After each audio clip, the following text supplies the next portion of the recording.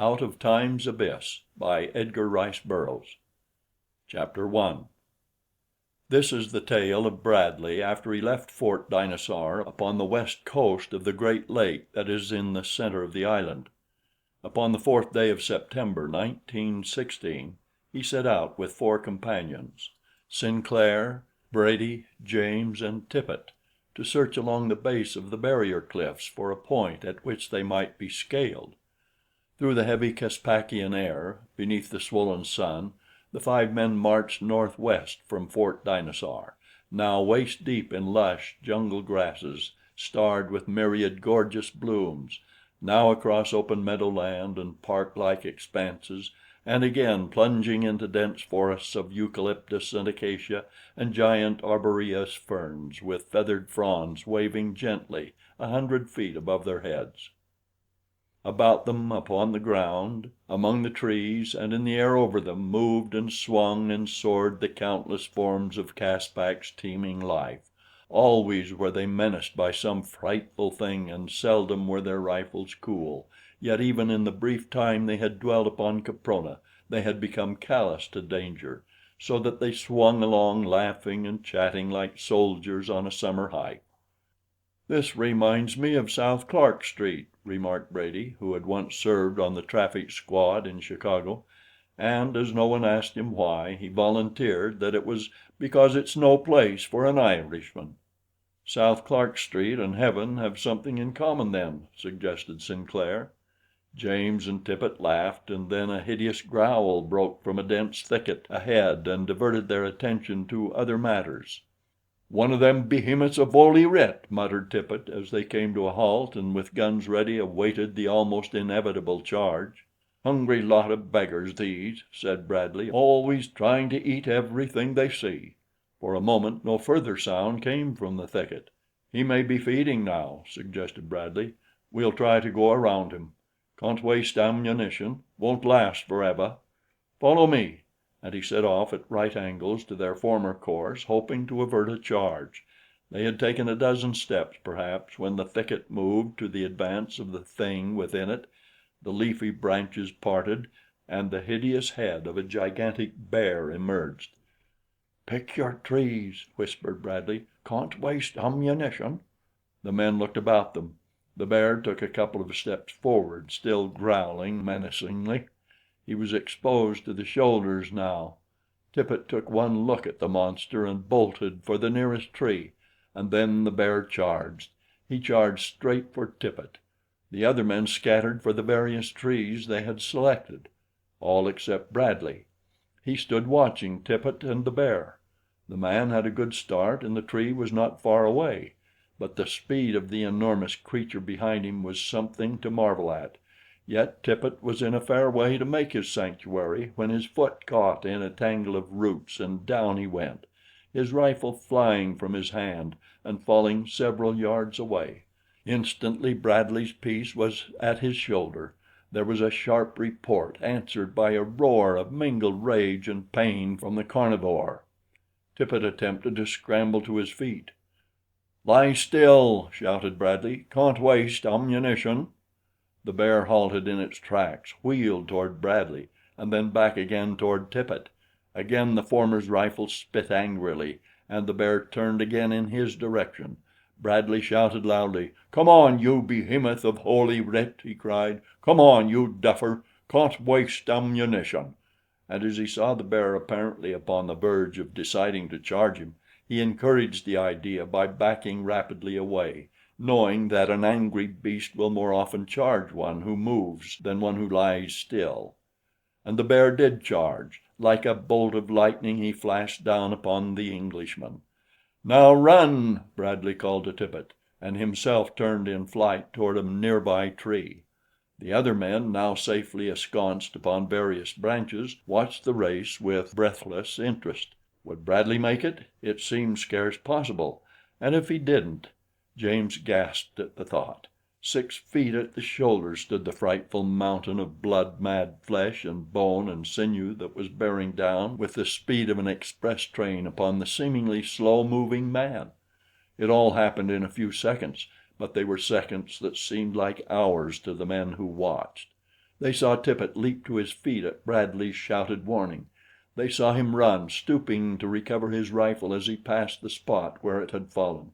They saw him glance back toward Bradley, and then they saw him stop short of the tree that might have given him safety and turn back in the direction of the bear. Firing as he ran, Tippet raced after the great cave bear, the monstrous thing that should have been extinct ages before, ran for it and fired even as the beast was almost upon Bradley. The men in the trees scarcely breathed. It seemed to them such a futile thing for Tippet to do, and Tippet of all men! They had never looked upon Tippet as a coward. There seemed to be no cowards among that strangely assorted company that fate had gathered together from the four corners of the earth, but Tippet was considered a cautious man, overcautious some thought him. How futile he and his little pop gun appeared as he dashed after that living engine of destruction. But oh, how glorious! It was some such thought as this that ran through Brady's mind, though articulated it might have been expressed otherwise, albeit more forcefully. Just then it occurred to Brady to fire, and he, too, opened upon the bear; but at the same instant the animal stumbled and fell forward, though still growling most fearsomely. Tippet never stopped running or firing until he stood within a foot of the brute, which lay almost touching Bradley and was already struggling to regain its feet. Placing the muzzle of his gun against the bear's ear, Tippet pulled the trigger. The creature sank limply to the ground, and Bradley scrambled to his feet. "Good work, Tippet," he said. "Mightily obliged to you. Awful waste of ammunition, really." And then they resumed the march, and in 15 minutes the encounter had ceased even to be a topic of conversation. For 2 days they continued upon their perilous way. Already the cliffs loomed high and forbidding close ahead, without sign of break to encourage hope that somewhere they might be scaled. Late in the afternoon the party crossed a small stream of warm water, upon the sluggishly moving surface of which floated countless millions of tiny green eggs, surrounded by a light scum of the same color, though of a darker shade. Their past experience of Caspak had taught them that they might expect to come upon a stagnant pool of warm water if they followed the stream to its source; but there they were, almost certain to find some of Caspak's grotesque, manlike creatures. Already, since they had disembarked from the U-33 after its perilous trip through the subterranean channel beneath the barrier cliffs had brought them into the inland sea of Caspak, had they encountered what had appeared to be three distinct types of these creatures. There had been the pure apes, huge, gorilla-like beasts, and those who walked a trifle more erect and had features with just a shade more of the human cast about them. Then there were men like Ahm, whom they had captured and confined at the fort.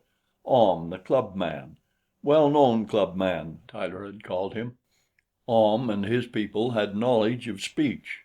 They had a language in which they were unlike the race just inferior to them, and they walked much more erect, and were less hairy, but it was principally the fact that they possessed a spoken language and carried a weapon that differentiated them from the others. All of these peoples had proven belligerent in the extreme. In common with the rest of the fauna of Caprona, the first law of nature, as they seemed to understand it, was to kill, kill, kill. And so it was that Bradley had no desire to follow up the little stream toward the pool near which were sure to be the caves of some savage tribe. But fortune played him an unkind trick, for the pool was much closer than he imagined, its southern end reaching fully a mile south of the point at which they crossed the stream. And so it was that after forcing their way through a tangle of jungle vegetation, they came out upon the edge of the pool which they had wished to avoid.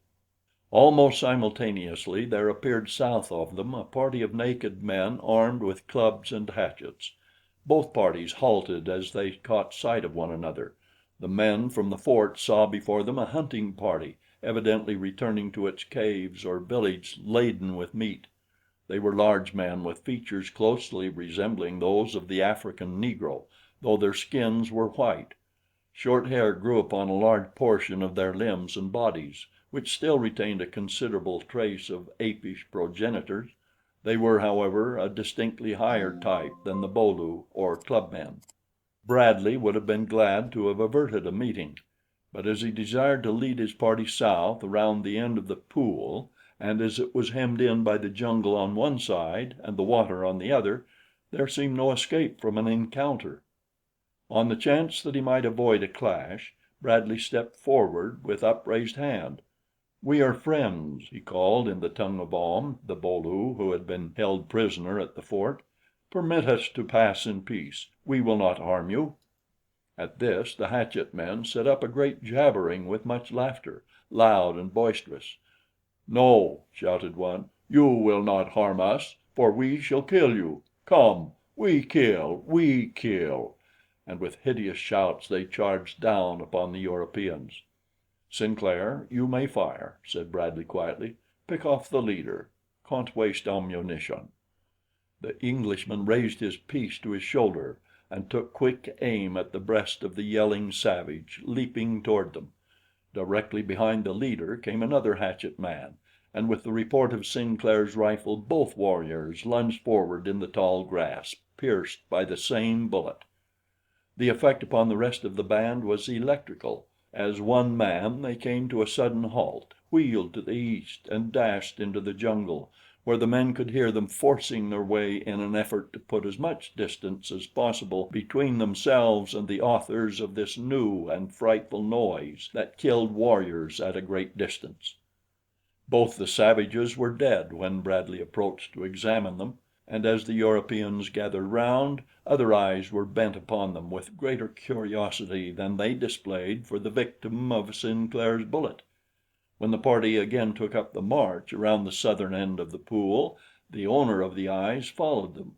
Large, round eyes, almost expressionless except for a certain cold cruelty which glinted malignly from under their pale gray irises. All unconscious of the stalker, the men came, late in the afternoon, to a spot which seemed favorable as a campsite. A cold spring bubbled from the base of a rocky formation which overhung and partially encircled a small enclosure. At Bradley's command, the men took up the duties assigned them, gathering wood, building a cook fire, and preparing the evening meal. It was while they were thus engaged that Brady's attention was attracted by the dismal flapping of huge wings. He glanced up, expecting to see one of the great flying reptiles of a bygone age, his rifle ready in his hand. Brady was a brave man. He had groped his way up narrow tenement stairs and taken an armed maniac from a dark room without turning a hair; but now, as he looked up, he went white and staggered back. "God!" he almost screamed. "What is it?" Attracted by Brady's cry, the others seized their rifles as they followed his wide-eyed, frozen gaze, nor was there one of them that was not moved by some species of terror or awe. Then Brady spoke again in an almost inaudible voice. "Holy Mother protect us! It's a banshee!" Bradley, always cool almost to indifference in the face of danger, felt a strange, creeping sensation run over his flesh as slowly, not 100 feet above them, the thing flapped itself across the sky, its huge, round eyes glaring down upon them; and until it disappeared over the tops of the trees of a nearby wood, the five men stood as though paralyzed, their eyes never leaving the weird shape, nor never one of them appearing to recall that he grasped a loaded rifle in his hands. With the passing of the thing came the reaction. Tippet sank to the ground and buried his face in his hands. "Oh, Gord!" he moaned. "Take me away from this awful place." Brady, who recovered from the first shock, swore loud and luridly.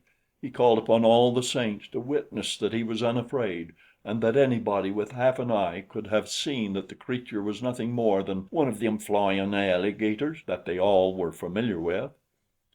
"Yes," said Sinclair with fine sarcasm. "We've saw so many of them with white shrouds on 'em." "Shut up, you fool!" growled Brady. "If you know so much, tell us what it was after bein' then." Then he turned toward Bradley. "What was it, sir, do you think?" he asked. Bradley shook his head. "I don't know," he said.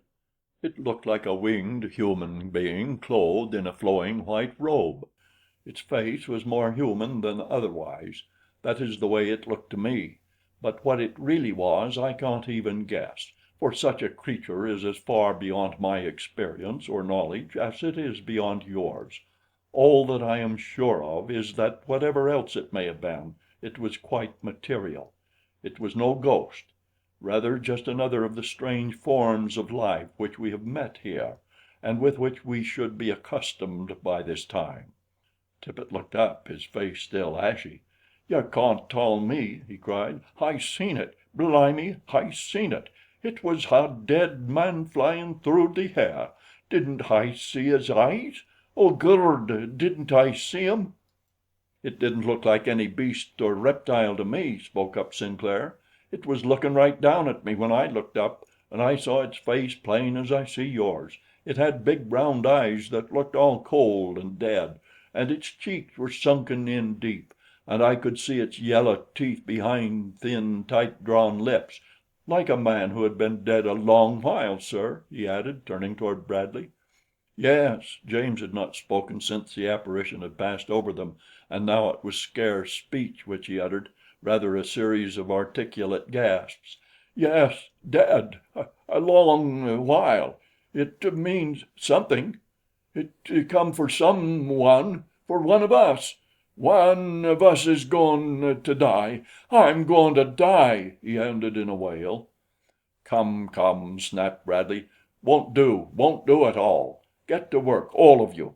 Waste of time. Can't waste time." His authoritative tones brought them all up standing, and presently each was occupied with his own duties; but each worked in silence, and there was no singing and no bantering such as had marked the making of previous camps. Not until they had eaten and to each had been issued the little ration of smoking tobacco allowed after each evening meal did any sign of a relaxation of taut nerves appear. It was Brady who showed the first signs of returning good spirits.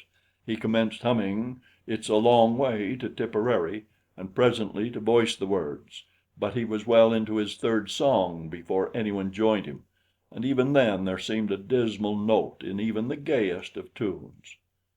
A huge fire blazed in the opening of their rocky shelter that the prowling carnivora might be kept at bay, and always one man stood on guard, watchfully alert against a sudden rush by some maddened beast of the jungle. Beyond the fire, yellow-green spots of flame appeared, moved restlessly about, disappeared and reappeared, accompanied by a hideous chorus of screams and growls and roars, as the hungry meat-eaters hunting through the night were attracted by the light or the scent of possible prey. But to such sights and sounds as these the five men had become callous. They sang or talked as unconcernedly as they might have done in the bar-room of some public house at home. Sinclair was standing guard. The others were listening to Brady's description of traffic congestion at the Rush Street bridge during the rush hour at night. The fire crackled cheerily. The owners of the yellow-green eyes raised their frightful chorus to the heavens. Conditions seemed again to have returned to normal. And then, as though the hand of death had reached out and touched them all, the five men tensed into sudden rigidity. Above the nocturnal diapason of the teeming jungle sounded a dismal flapping of wings, and overhead through the thick night a shadowy form passed across the diffused light of the flaring campfire. Sinclair raised his rifle and fired. An eerie wail floated down from above, and the apparition, whatever it might have been, was swallowed by the darkness. For several seconds the listening men heard the sound of those dismally flapping wings lessening in the distance until they could no longer be heard. Bradley was the first to speak. "Shouldn't have fired, Sinclair," he said. "Can't waste ammunition." But there was no note of censure in his tone. It was as though he understood the nervous reaction that had compelled the other's act. "I couldn't help it, sir," said Sinclair. "Lord, it would take an iron man to keep from shootin' at that awful thing. Do you believe in ghosts, sir?" "No," replied Bradley. "No such things." "I don't know about that," said Brady. "There was a woman murdered over on the prairie near Brighton. Her throat was cut from ear to ear and—" "Shut up!" snapped Bradley. "My granddaddy used to live down Coppington Way," said Tippet. "They were a old ruined castle on a hill near by, and at midnight they used to see pale blue lights through the windows and 'ear—" "Will you close your hatch?" demanded Bradley. "You fools will have yourselves scared to death in a minute. Now go to sleep." But there was little sleep in camp that night until utter exhaustion overtook the harassed men toward morning. Nor was there any return of the weird creature that had set the nerves of each of them on edge. The following forenoon the party reached the base of the barrier cliffs, and for 2 days marched northward in an effort to discover a break in the frowning abutment that raised its rocky face almost perpendicularly above them.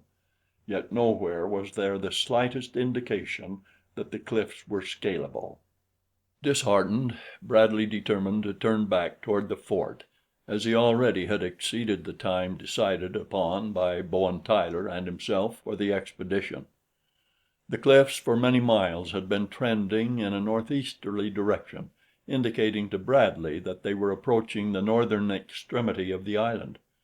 According to the best of his calculations, they had made sufficient easting during the past 2 days to have brought them to a point almost directly north of Fort Dinosaur, and as nothing could be gained by retracing their steps along the base of the cliffs, he decided to strike due south through the unexplored country between them and the fort. That night, September 9, 1916, they made camp a short distance from the cliffs beside one of the numerous cool springs that are to be found within Caspak, oftentimes close beside the still more numerous warm and hot springs which feed the many pools. After supper the men lay smoking and chatting among themselves. Tippet was on guard.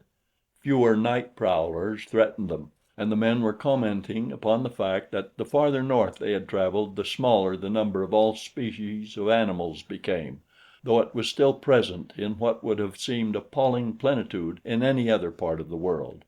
The diminution in reptilian life was the most noticeable change in the fauna of northern Caspak. Here, however, were forms they had not met elsewhere, several of which were of gigantic proportions. According to their custom, all, with the exception of the man on guard, sought sleep early, nor once disposed upon the ground for slumber were they long in finding it.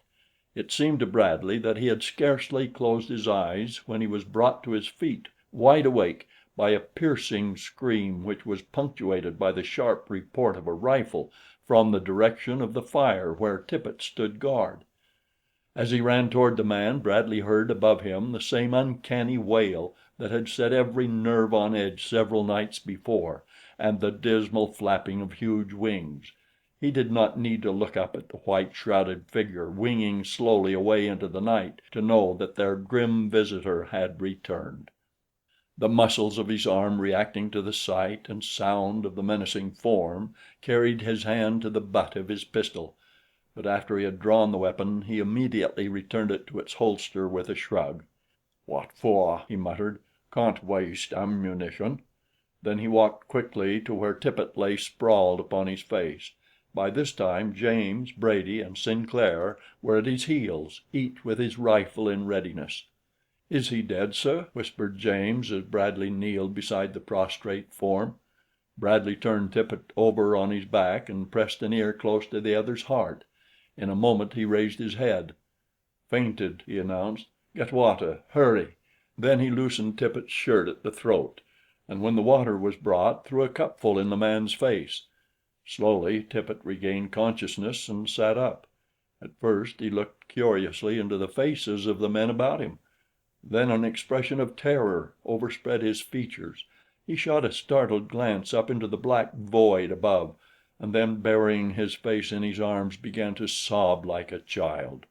"What's wrong, mon?" demanded Bradley. "Buck up. Can't play cry baby. Waste of energy. What happened?" "What happened, sir?" wailed Tippet. "Oh, Gord, sir, it came back. It came for me, sir. Right it did, sir. Straight at me, sir. Hand with long white hands, and it clawed for me. Oh, Gord, it almost caught me, sir. I'm as good as dead. I'm a marked man, that's what I am. It was a goin' for to carry me horf, sir." "Stuff and nonsense!" snapped Bradley. "Did you get a good look at it?" Tippet said that he did, a much better look than he wanted. The thing had almost clutched him, and he had looked straight into its eyes. "Dead eyes in a dead face," he had described them. "What was it after bein', do you think?" inquired Brady. "It was death," moaned Tippet, shuddering, and again a pall of gloom fell upon the little party. The following day Tippet walked as one in a trance. He never spoke except in reply to a direct question, which more often than not had to be repeated before it could attract his attention. He insisted that he was already a dead man, for if the thing didn't come for him during the day, he would never live through another night of agonized apprehension, waiting for the frightful end that he was positive was in store for him. "I'll see to that," he said, and they all knew that Tippet meant to take his own life before darkness set in. Bradley tried to reason with him, in his short, crisp way, but soon saw the futility of it, nor could he take the man's weapons from him without subjecting him to almost certain death from any of the numberless dangers that beset their way. The entire party was moody and glum. There was none of the bantering that had marked their intercourse before, even in the face of blighting hardships and hideous danger. This was a new menace that threatened them, something that they couldn't explain, and so naturally it aroused within them superstitious fear which Tippet's attitude only tended to augment. To add further to their gloom, their way led through a dense forest, where, on account of the underbrush, it was difficult to make even a mile an hour.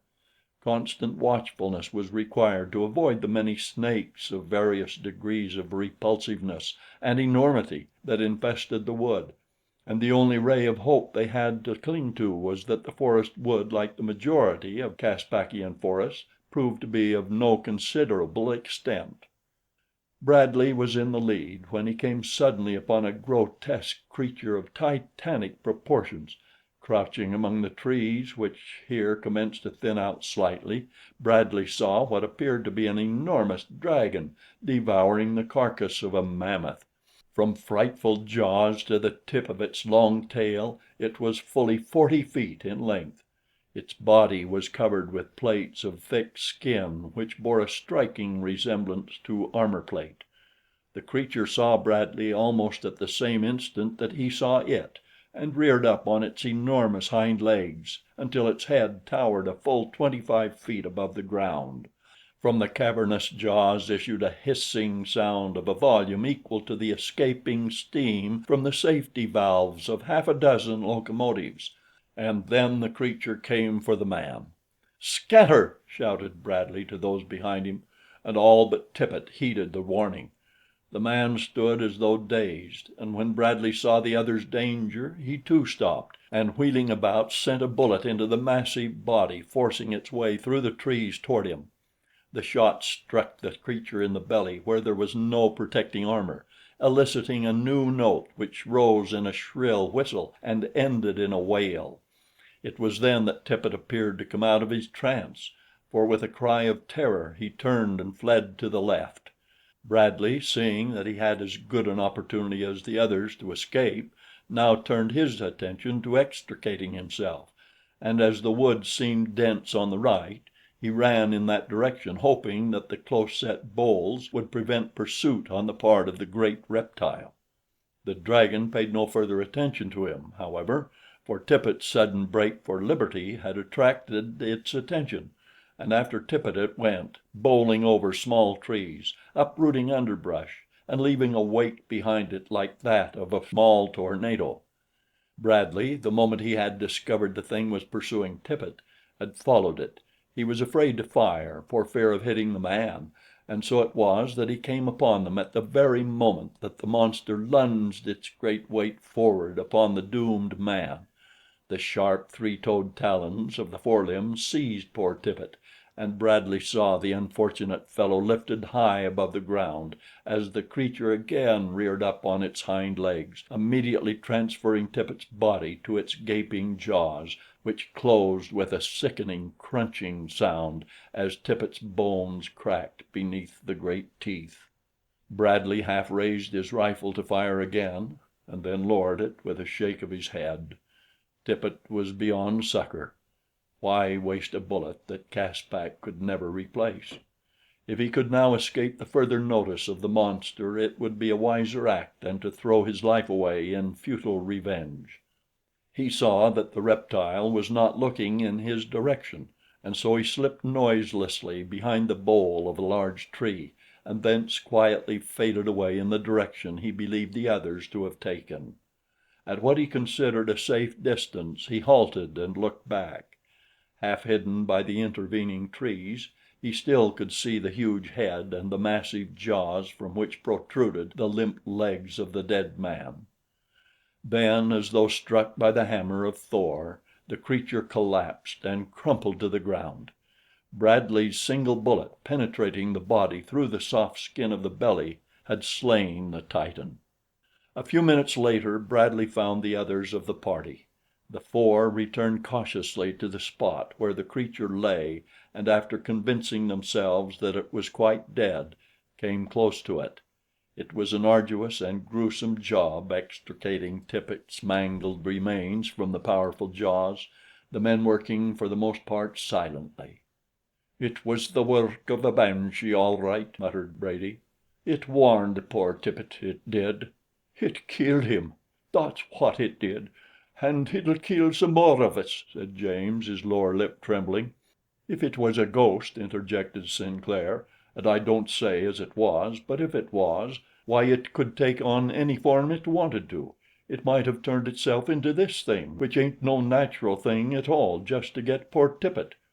If it had been a lion or something else human like, it wouldn't look so strange, but this here thing ain't human like. There ain't no such thing and never was." "Bullets don't kill ghosts," said Bradley, "so this couldn't have been a ghost. Furthermore, there are no such things. I've been trying to place this creature. Just succeeded. It's a Tyrannosaurus. Saw picture of skeleton in magazine. There's one in New York Natural History Museum. Seems to me it said it was found in place called Hell Creek, somewhere in western North America. Supposed to have lived about 6 million years ago." "Hell Creek's in Montana," said Sinclair. "I used to punch cows in Wyoming, and I've heard of Hell Creek. Do you suppose that there thing's 6 million years old?" His tone was skeptical. "No," replied Bradley, "but it would indicate that the island of Caprona has stood almost without change for more than 6 million years." The conversation and Bradley's assurance that the creature was not of supernatural origin helped to raise a trifle the spirits of the men, and then came another diversion in the form of ravenous meat eaters attracted to the spot by the uncanny sense of smell which had apprised them of the presence of flesh, killed and ready for the eating. It was a constant battle while they dug a grave and consigned all that was mortal of John Tippet to his last lonely resting place. Nor would they leave then, but remained to fashion a rude headstone from a crumbling outcropping of sandstone, and to gather a mass of the gorgeous flowers growing in such a great profusion around them, and heap the new-made grave with bright blooms. Upon the headstone Sinclair scratched in rude characters the words: "Here lies John Tippet, Englishman, killed by Tyrannosaurus, 10 September, A.D. 1916. R.I.P." And Bradley repeated a short prayer before they left their comrade forever.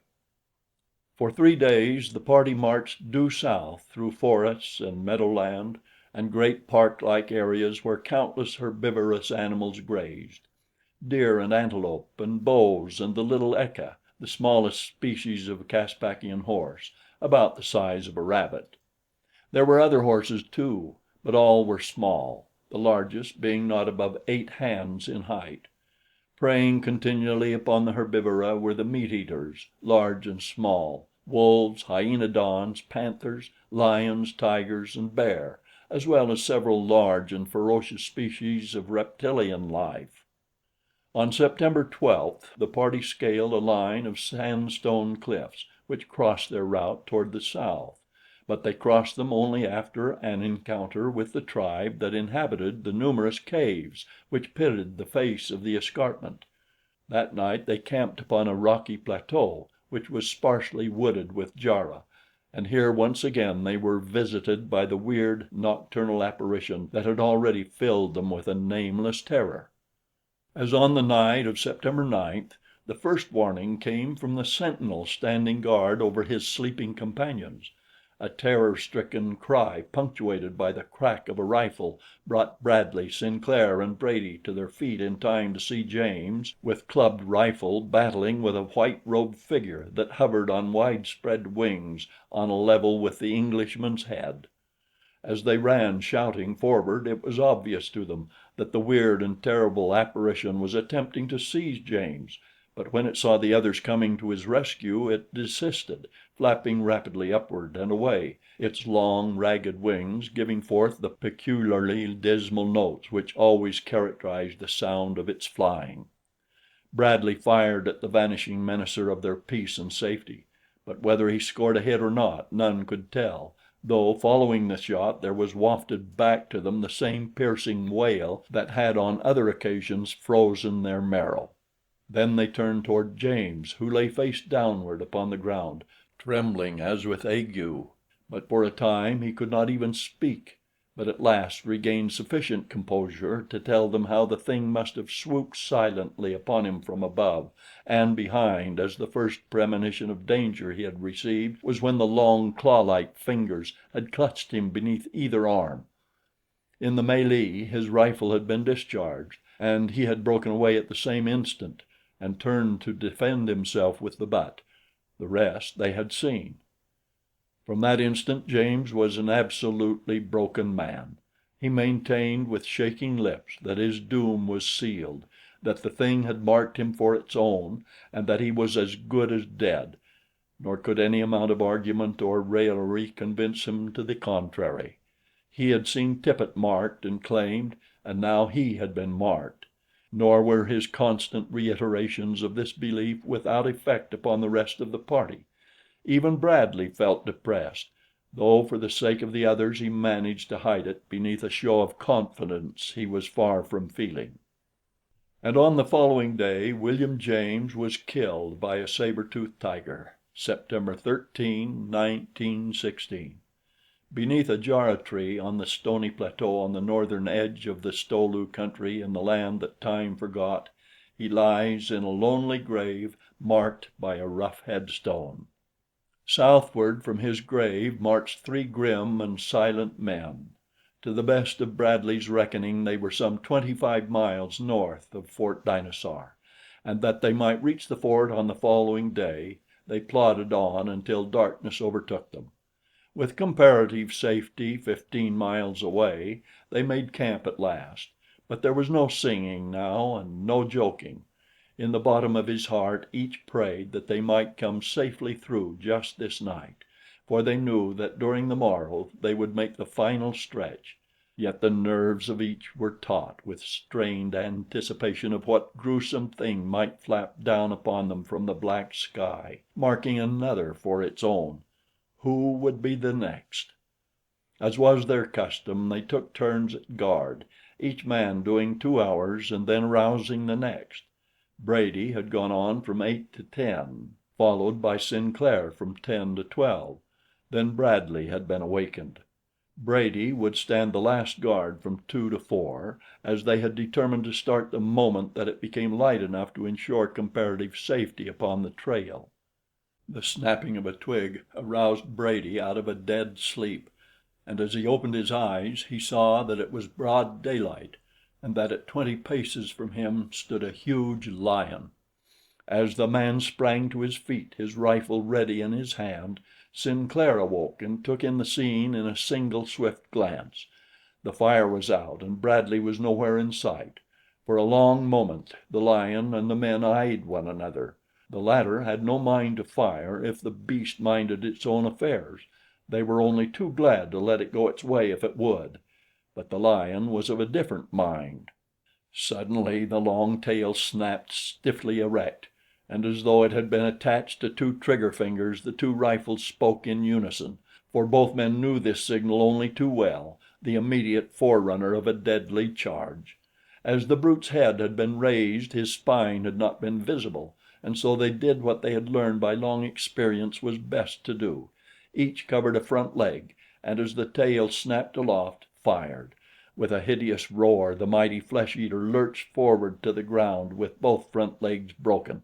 It was an easy accomplishment in the instant before the beast charged; after, it would have been well nigh an impossible feat. Brady stepped close in and finished him with a shot in the base of the brain, lest his terrific roaring should attract his mate or others of their kind. Then the two men turned and looked at one another.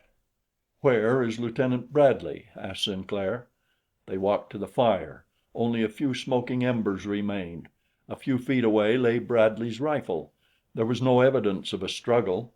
The two men circled about the camp twice, and on the last lap Brady stooped and picked up an object which had lain about 10 yards beyond the fire. It was Bradley's cap. Again the two looked questioningly at one another, and then simultaneously both pairs of eyes swung upward and searched the sky.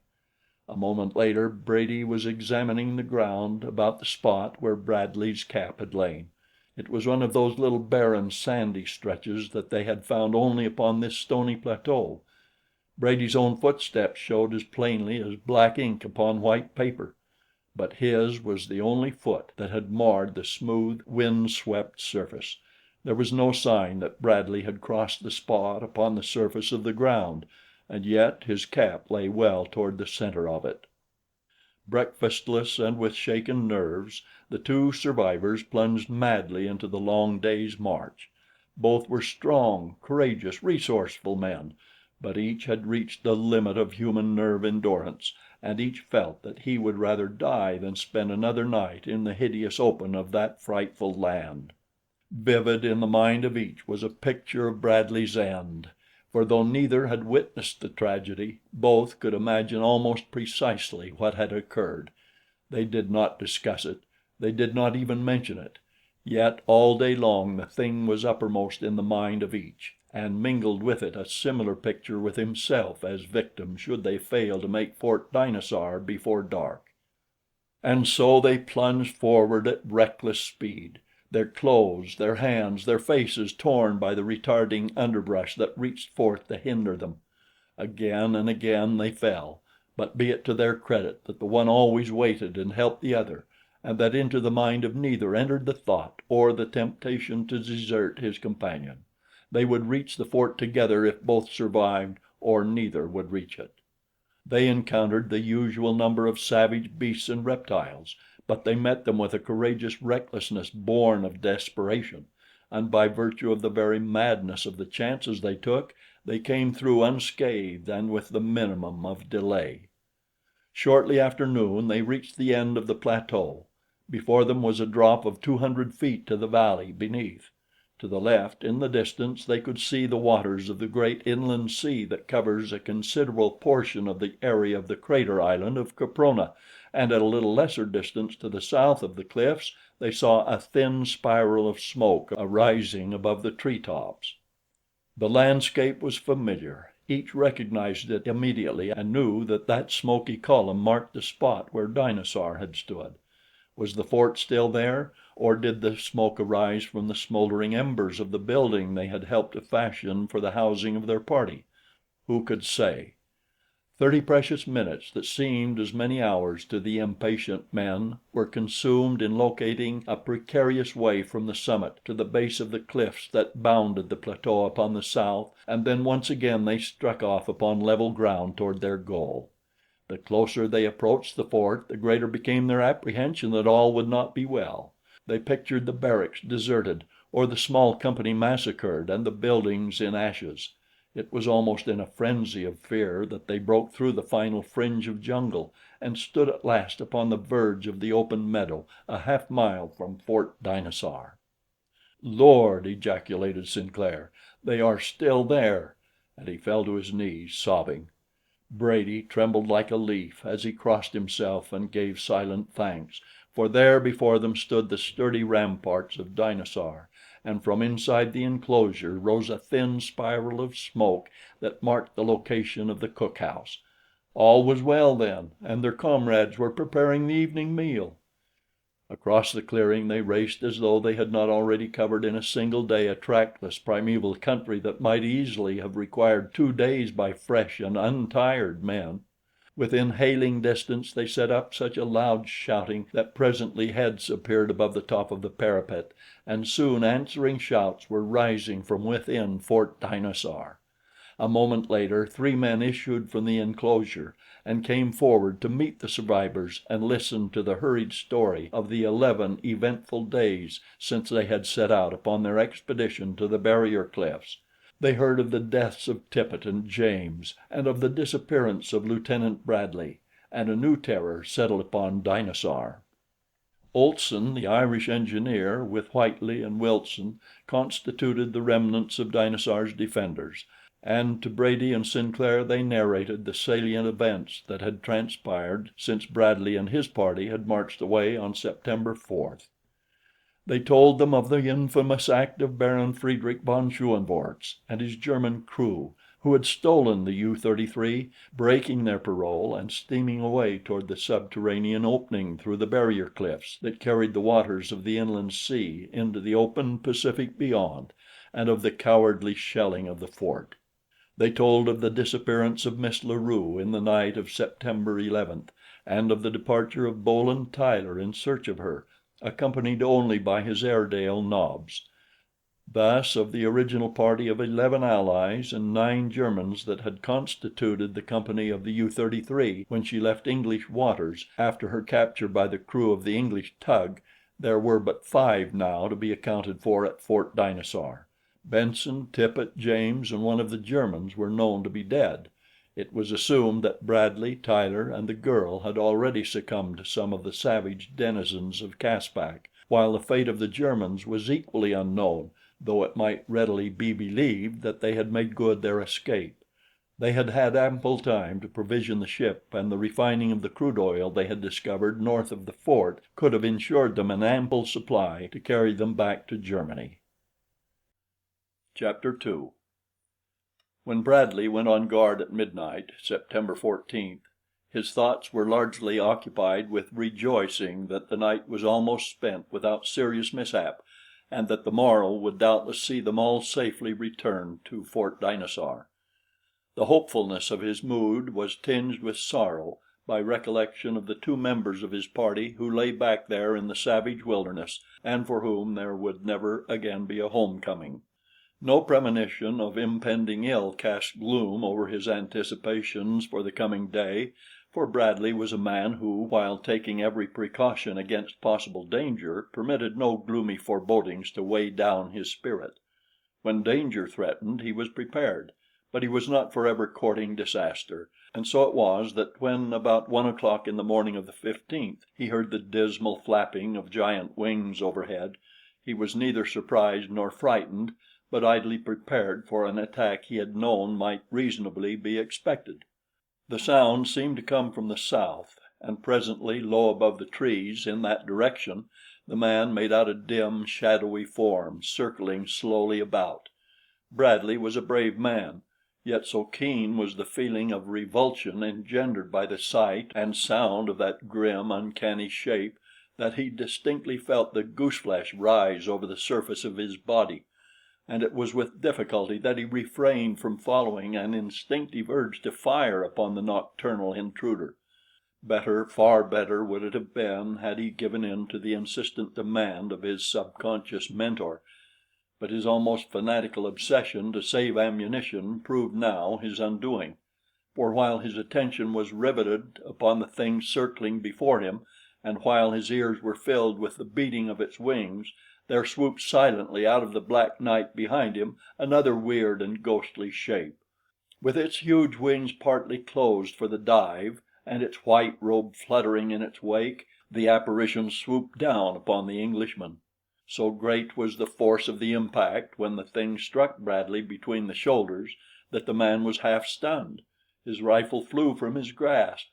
He felt claw-like talons of great strength seize him beneath his arms and sweep him off his feet.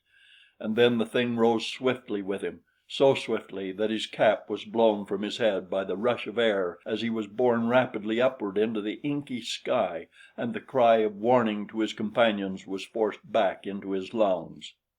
The creature wheeled immediately toward the east and was at once joined by its fellow, who circled them once and then fell in behind them. Bradley now realized the strategy that the pair had used to capture him, and at once concluded that he was in the power of reasoning beings closely related to the human race, if not actually of it. Past experience suggested that the great wings were a part of some ingenious mechanical device, for the limitations of the human mind, which is always loath to accept aught beyond its own little experience, would not permit him to entertain the idea that the creatures might be naturally winged and at the same time of human origin. From his position Bradley could not see the wings of his captor, nor in the darkness had he been able to examine those of the second creature closely when it circled before him. He listened for the puff of a motor or some other telltale sound that would prove the correctness of his theory. However, he was rewarded with nothing more than the constant flap, flap. Presently, far below and ahead, he saw the waters of the inland sea, and a moment later he was borne over them. Then his captor did that which proved beyond doubt to Bradley that he was in the hands of human beings who had devised an almost perfect scheme of duplicating, mechanically, the wings of a bird. The thing spoke to its companion and in a language that Bradley partially understood, since he recognized words that he had learned from the savage races of Caspak. From this he judged that they were human, and being human he knew that they could have no natural wings, for who had ever seen a human being so adorned? Therefore their wings must be mechanical. Thus Bradley reasoned, thus most of us reason, not by what might be possible, but by what has fallen within the range of our experience.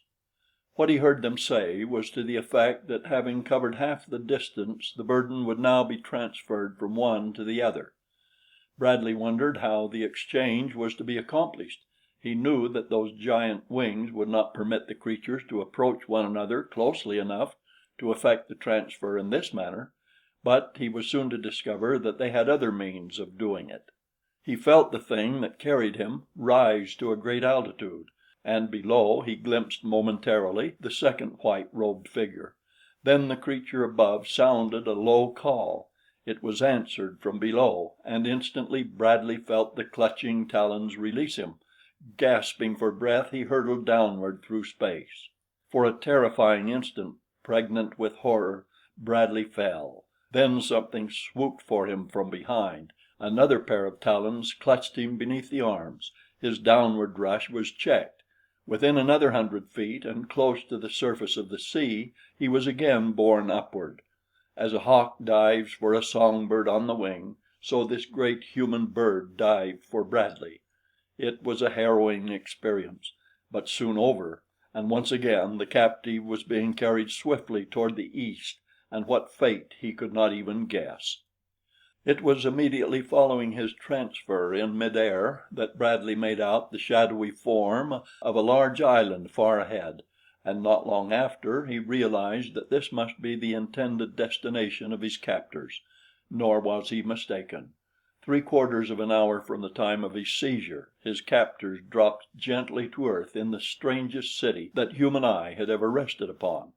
Just a brief glimpse of his immediate surroundings vouchsafed Bradley before he was whisked into the interior of one of the buildings, but in that momentary glance he saw strange piles of stone and wood and mud fashioned into buildings of all conceivable sizes and shapes, sometimes piled high on top of one another, sometimes standing alone in an open courtway, but usually crowded and jammed together, so that there were no streets or alleys between them, other than a few which ended almost as soon as they began.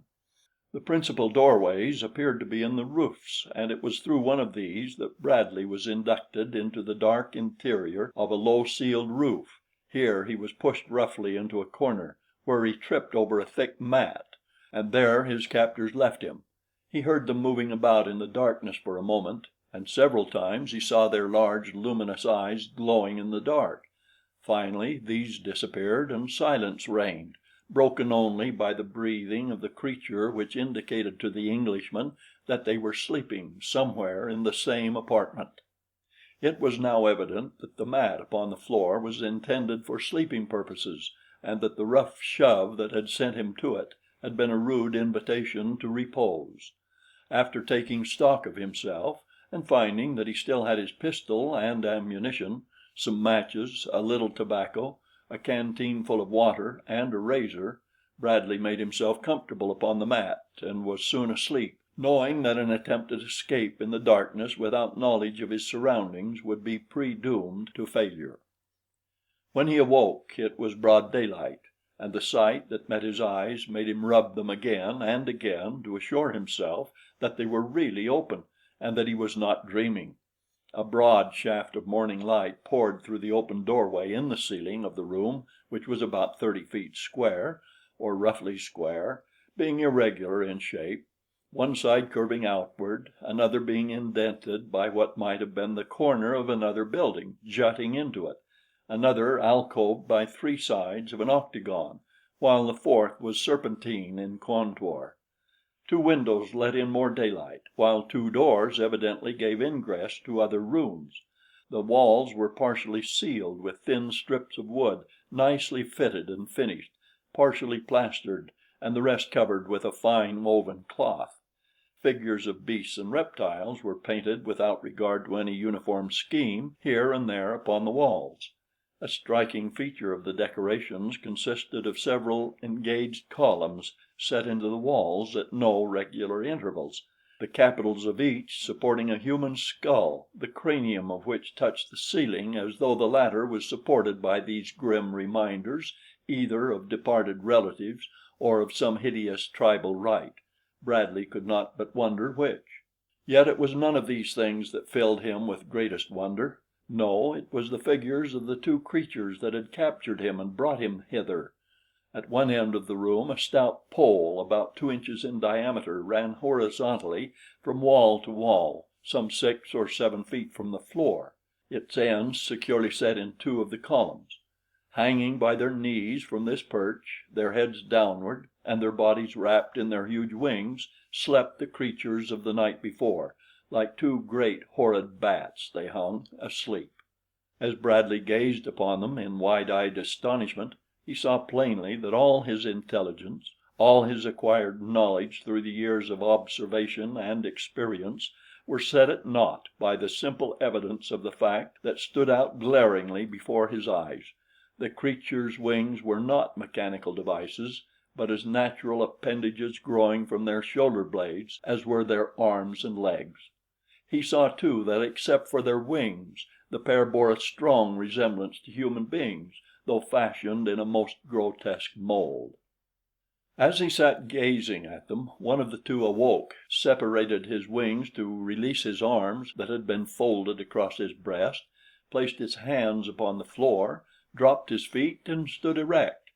For a moment he stretched his great wings slowly, solemnly blinking his large round eyes. Then his gaze fell upon Bradley. The thin lips drew back tightly against yellow teeth in a grimace that was nothing but hideous. It could not have been termed a smile, and what emotion it registered the Englishman was at a loss to guess. No expression whatever altered the steady gaze of those large round eyes. There was no color upon the pasty, sunken cheeks. A death's head grimaced as though a man long dead raised his parchment-covered skull from an old grave. The creature stood about the height of an average man, but appeared much taller from the fact that the joints of his long wings rose fully a foot above his hairless head. The bare arms were long and sinewy, ending in strong, bony hands with claw-like fingers, almost talon-like in their suggestiveness. The white robe was separated in front, revealing skinny legs, and the further fact that the thing wore but the single garment, which was of fine woven cloth. From crown to sole, the portions of the body exposed were entirely hairless, and as he noted this, Bradley also noted for the first time the cause of much of the seeming expressionlessness of the creature's countenance. It had neither eyebrows or lashes. The ears were small and rested flat against the skull, which was noticeably round, though the face was quite flat. The creature had small feet, beautifully arched and plump, but so out of keeping with every other physical attribute it possessed as to appear ridiculous. After eyeing Bradley for a moment, the thing approached him. "Where from?" it asked. "England," replied Bradley as briefly.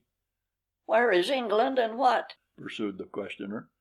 "It is a country far from here," answered the Englishman. "Are your people Corsvaggio or Cosatolu?" "I do not understand you," said Bradley. "And now suppose you answer a few questions. Who are you? What country is this? Why did you bring me here?" Again the sepulchral grimace. "We are Wieroos. Luata is our father. Caspak is ours. This, our country, is called Oo. We brought you here for him who speaks for Luata to gaze upon and question. He would know from whence you came and why, but principally if you be Cosatolu." "And if I am not whatever you call the bloomin' beast, what of it?" The Wieroo raised his wings in a very human shrug and waved his bony claws toward the human skulls supporting the ceiling. His gesture was eloquent, but he embellished it by remarking, "And possibly if you are." "I'm hungry," snapped Bradley. The Wieroo motioned him to one of the doors, which he threw open, permitting Bradley to pass out onto another roof on a level lower than that upon which they had landed early in the morning. By daylight the city appeared even more remarkable than in the moonlight, though less weird and unreal. The houses of all shapes and sizes were piled about as a child might pile blocks of various forms and colors. He saw now that there were what might be called streets or alleys, but they ran in baffling turns and twists, nor ever reached a destination, always ending in a dead wall where some Wieroo had built a house across them. Upon each house was a slender column supporting a human skull. Sometimes the columns were at one corner of the roof, sometimes at another, or again they rose from the center or near the center, and the columns were of varying heights, from that of a man to those which rose 20 feet above their roofs. The skulls were, as a rule, painted blue or white, or in combinations of both colors. The most effective were painted blue with the teeth white and the eye sockets rimmed with white. There were other skulls, thousands of them, tens, hundreds of thousands. They rimmed the eaves of every house. They were set in the plaster of the outer walls, and at no great distance from where Bradley stood rose a round tower built entirely of human skulls. And the city extended in every direction as far as the Englishman could see. All about him Wieroos were moving across the roofs or winging through the air. The sad sound of their flapping wings rose and fell like a solemn dirge. Most of them were appareled all in white, like his captors, but others had markings of red or blue or yellow slashed across the front of their robes. His guide pointed toward a doorway in an alley below them. "Go there and eat," he commanded, "and then come back. You cannot escape. If any question you, say that you belong to Fosh Bal Soj. There is the way." And this time he pointed to the top of a ladder which protruded above the eaves of the roof nearby. Then he turned and re-entered the house. Bradley looked about him. No, he could not escape. That seemed evident. The city appeared interminable, and beyond the city, if not a savage wilderness filled with wild beasts, there was the broad inland sea infested with horrid monsters. No wonder his captor felt safe in turning him loose in Oo. He wondered if that was the name of the country or the city, and if there were other cities like this upon the island. Slowly he descended the ladder to the seemingly deserted alley, which was paved with what appeared to be large, round cobblestones. He looked again at the smooth, worn pavement, and a rueful grin crossed his features. The alley was paved with skulls. The city of human skulls, mused Bradley. They must have been collectin' 'em since Adam, he thought, and then he crossed and entered the building through the doorway that had been pointed out to him. Inside he found a large room in which were many Wieroos seated before pedestals, the tops of which were hollowed out, so that they resembled the ordinary bird drinking and bathing fonts so commonly seen on suburban lawns. A seat protruded from each of the four sides of the pedestals, just a flat board with a support running from its outer end diagonally to the base of the pedestal. As Bradley entered, some of the Wieroos espied him, and a dismal wail arose. Whether it was a greeting or a threat, Bradley did not know. Suddenly, from a dark alcove, another Wieroo rushed out toward him.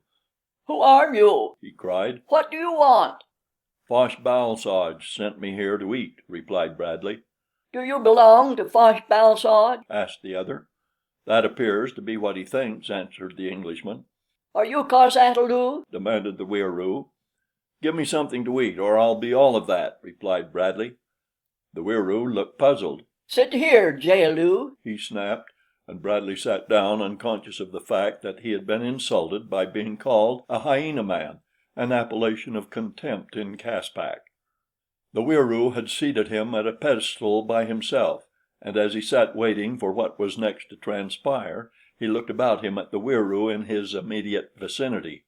He saw that in each font was a quantity of food, and that each Wieroo was armed with a wooden skewer, sharpened at one end, with which they carried solid portions of food to their mouths. At the other end of the skewer was fastened a small clam shell.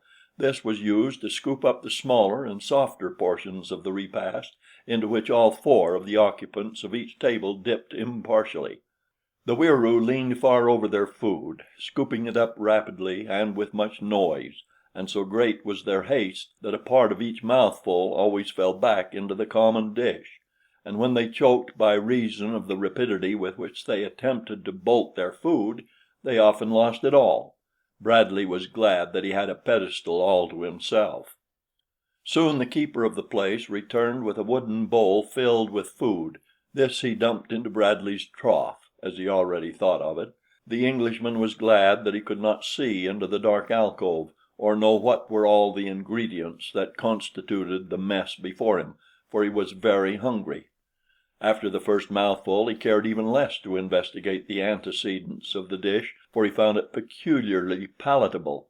It seemed to consist of a combination of meat, fruits, vegetables, small fish, and other undistinguishable articles of food, all seasoned to produce a gastronomic effect that was at once baffling and delicious. When he had finished, his trough was empty, and then he commenced to wonder who was to settle for his meal. As he waited for the proprietor to return, he fell to examining the dish from which he had eaten, and the pedestal upon which it rested. The font was of stone, worn smooth by long continued use, the four outer edges hollowed and polished by the contact of the countless Wieroo bodies that had leaned against them for how long a period of time Bradley could not even guess. Everything about the place carried the impression of hoary age.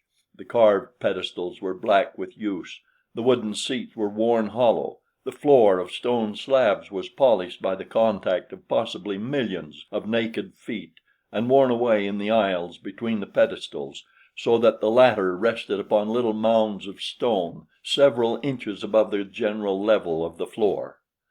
Finally, seeing that no one came to collect, Bradley arose and started for the doorway.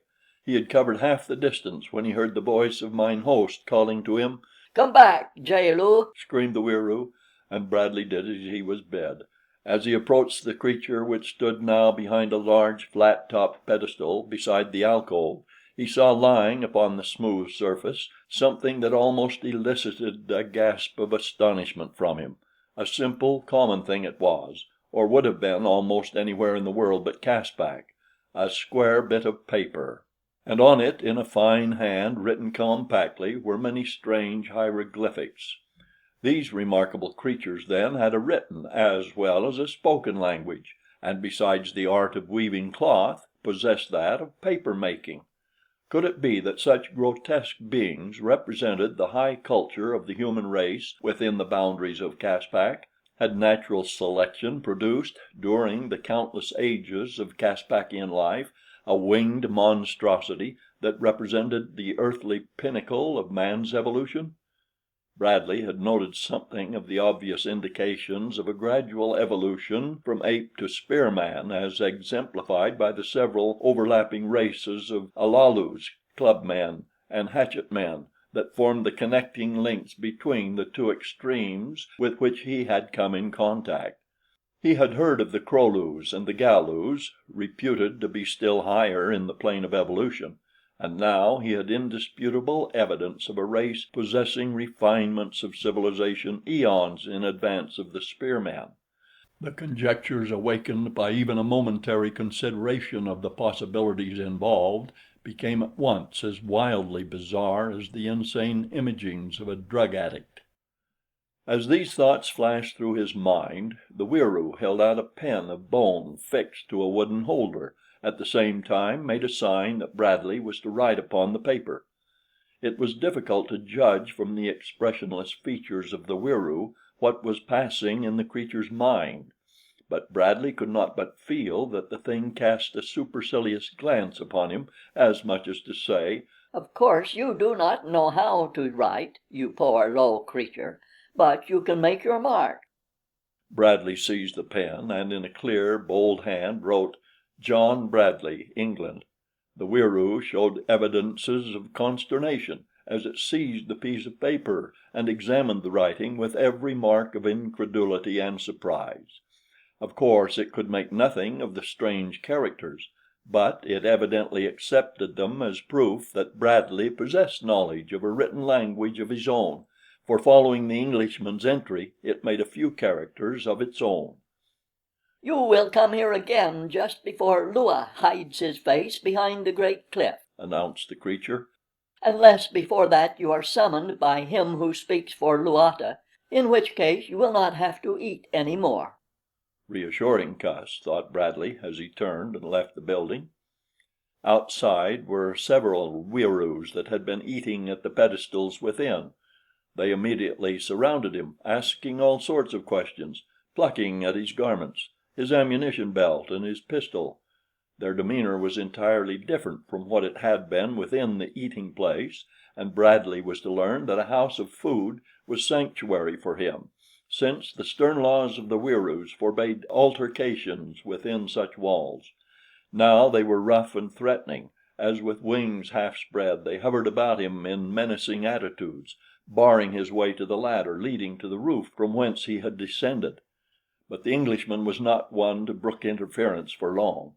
He attempted at first to push his way past them, and then when one seized his arm and jerked him roughly back, Bradley swung upon the creature and with a heavy blow to the jaw felled it. Instantly pandemonium reigned. Loud wails arose, great wings opened and closed with a loud beating noise, and many claw-like hands reached forth to clutch him. Bradley struck to right and left. He dared not use his pistol for fear that once they discovered its power he would be overcome by weight of numbers and relieved of possession of what he considered his trump card, to be reserved until the last moment that it might be used to aid in his escape.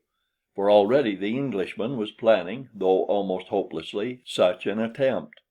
A few blows convinced Bradley that the Wieroos were arrant cowards and that they bore no weapons, for after two or three had fallen beneath his fists, the others formed a circle about him, but at a safe distance, and contented themselves with threatening and blustering, while those whom he had felled lay upon the pavement without trying to arise, the while they moaned and wailed in lugubrious chorus. Again Bradley strode toward the ladder, and this time the circle parted before him. But no sooner had he ascended a few rungs than he was seized by one foot and an effort made to drag him down. With a quick backward glance the Englishman, clinging firmly to the ladder with both hands, drew up his free foot and with all the strength of a powerful leg planted a heavy shoe squarely in the flat face of the Wieroo that held him.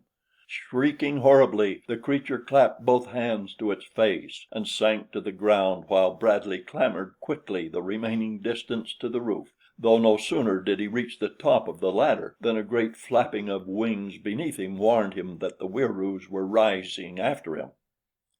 A moment later they swarmed about his head as he ran for the apartment in which he had spent the early hours of the morning after his arrival.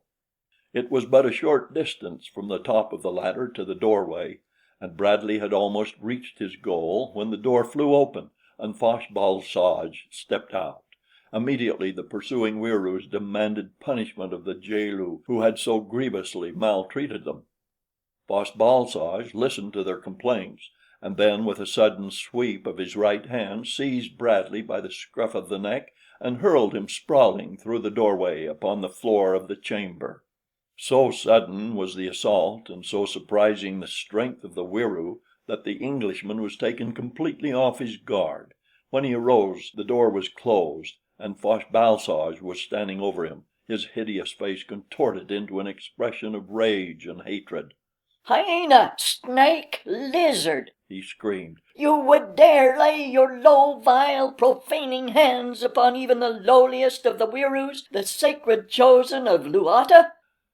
Bradley was mad, and so he spoke in a very low, calm voice, while a half smile played across his lips, but his cold, gray eyes were unsmiling. "What you did to me just now," he said, "I am going to kill you for that." And even as he spoke he launched himself at the throat of Fosh-bal-soj. The other Wieroo that had been asleep when Bradley left the chamber had departed, and the two were alone. Fosh-bal-soj displayed little of the cowardice of those that had attacked Bradley in the alleyway, but that may have been because he had so slight opportunity, for Bradley had him by the throat before he could utter a cry, and with his right hand struck him heavily and repeatedly upon his face and over his heart, ugly, smashing, short-arm jabs of the sort that take the fight out of a man in quick time. But Fosh-bal-soj was of no mind to die passively. He clawed and struck at Bradley, while with his great wings he attempted to shield himself from the merciless rain of blows, at the same time searching for a hold upon his antagonist's throat. Presently he succeeded in tripping the Englishman, and together the two fell heavily to the floor, Bradley underneath, and at the same instant the Wieroo fastened his long talons about the other's windpipe. Fosh-bal-soj was possessed of enormous strength, and he was fighting for his life. The Englishman soon realized that the battle was going against him. Already his lungs were pounding painfully for air as he reached for his pistol. It was with difficulty that he drew it from its holster, and even then, with death staring him in the face, he thought of his precious ammunition. "Can't waste it," he thought, and slipping his fingers to the barrel, he raised the weapon and struck Fosh-bal-soj a terrific blow between the eyes. Instantly the claw-like fingers released their hold, and the creature sank limply to the floor beside Bradley, who lay for several minutes gasping painfully in an effort to regain his breath. When he was able, he rose and leaned close over the Wieroo, lying silent and motionless, his wings dropping limply and his great, round eyes staring blankly toward the ceiling. A brief examination convinced Bradley that the thing was dead, and with the conviction came an overwhelming sense of the dangers which must now confront him. But how was he to escape? His first thought was to find some means for concealing the evidence of his deed, and then to make a bold effort to escape.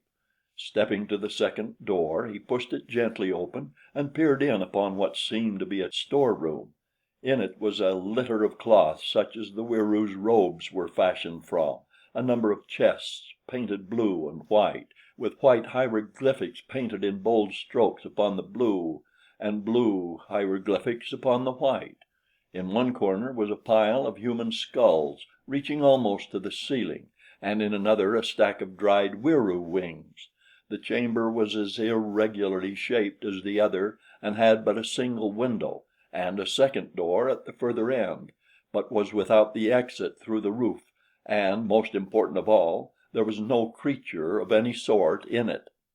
As quickly as possible Bradley dragged the dead Wieroo through the doorway and closed the door. Then he looked about for a place to conceal the corpse. One of the chests was large enough to hold the body if the knees were bent well up, and with this idea in view Bradley approached the chest to open it. The lid was made in two pieces, each being hinged at an opposite end of the chest, and joining nicely where they met in the center of the chest, making a snug, well-fitting joint. There was no lock. Bradley raised one half the cover and looked in. With a smothered "By Jove!" he bent closer to examine the contents. The chest was about half filled with an assortment of golden trinkets. There were what appeared to be bracelets, anklets, and brooches of virgin gold. Realizing that there was no room in the chest for the body of the Wieroo, Bradley turned to seek another means of concealing the evidence of his crime. There was a space between the chest and the wall, and into this he forced the corpse, piling the discarded robes upon it until it was entirely hidden from sight. But now how was he to make good his escape in the bright glare of that early spring day? He walked to the door at the far end of the apartment and cautiously opened it an inch.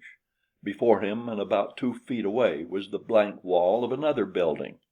Bradley opened the door a little farther and looked in both directions. There was no one in sight to the left over a considerable expanse of rooftop, and to the right another building shut off his line of vision at about 20 feet. Slipping out, he turned to the right and in a few steps found a narrow passageway between 2 buildings. Turning into this, he passed about half its length when he saw a Wieroo appear at the opposite end and halt.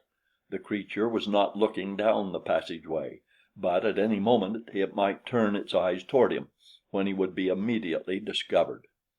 To Bradley's left was a triangular niche in the wall of one of the houses, and into this he dodged, thus concealing himself from the sight of the Wieroo.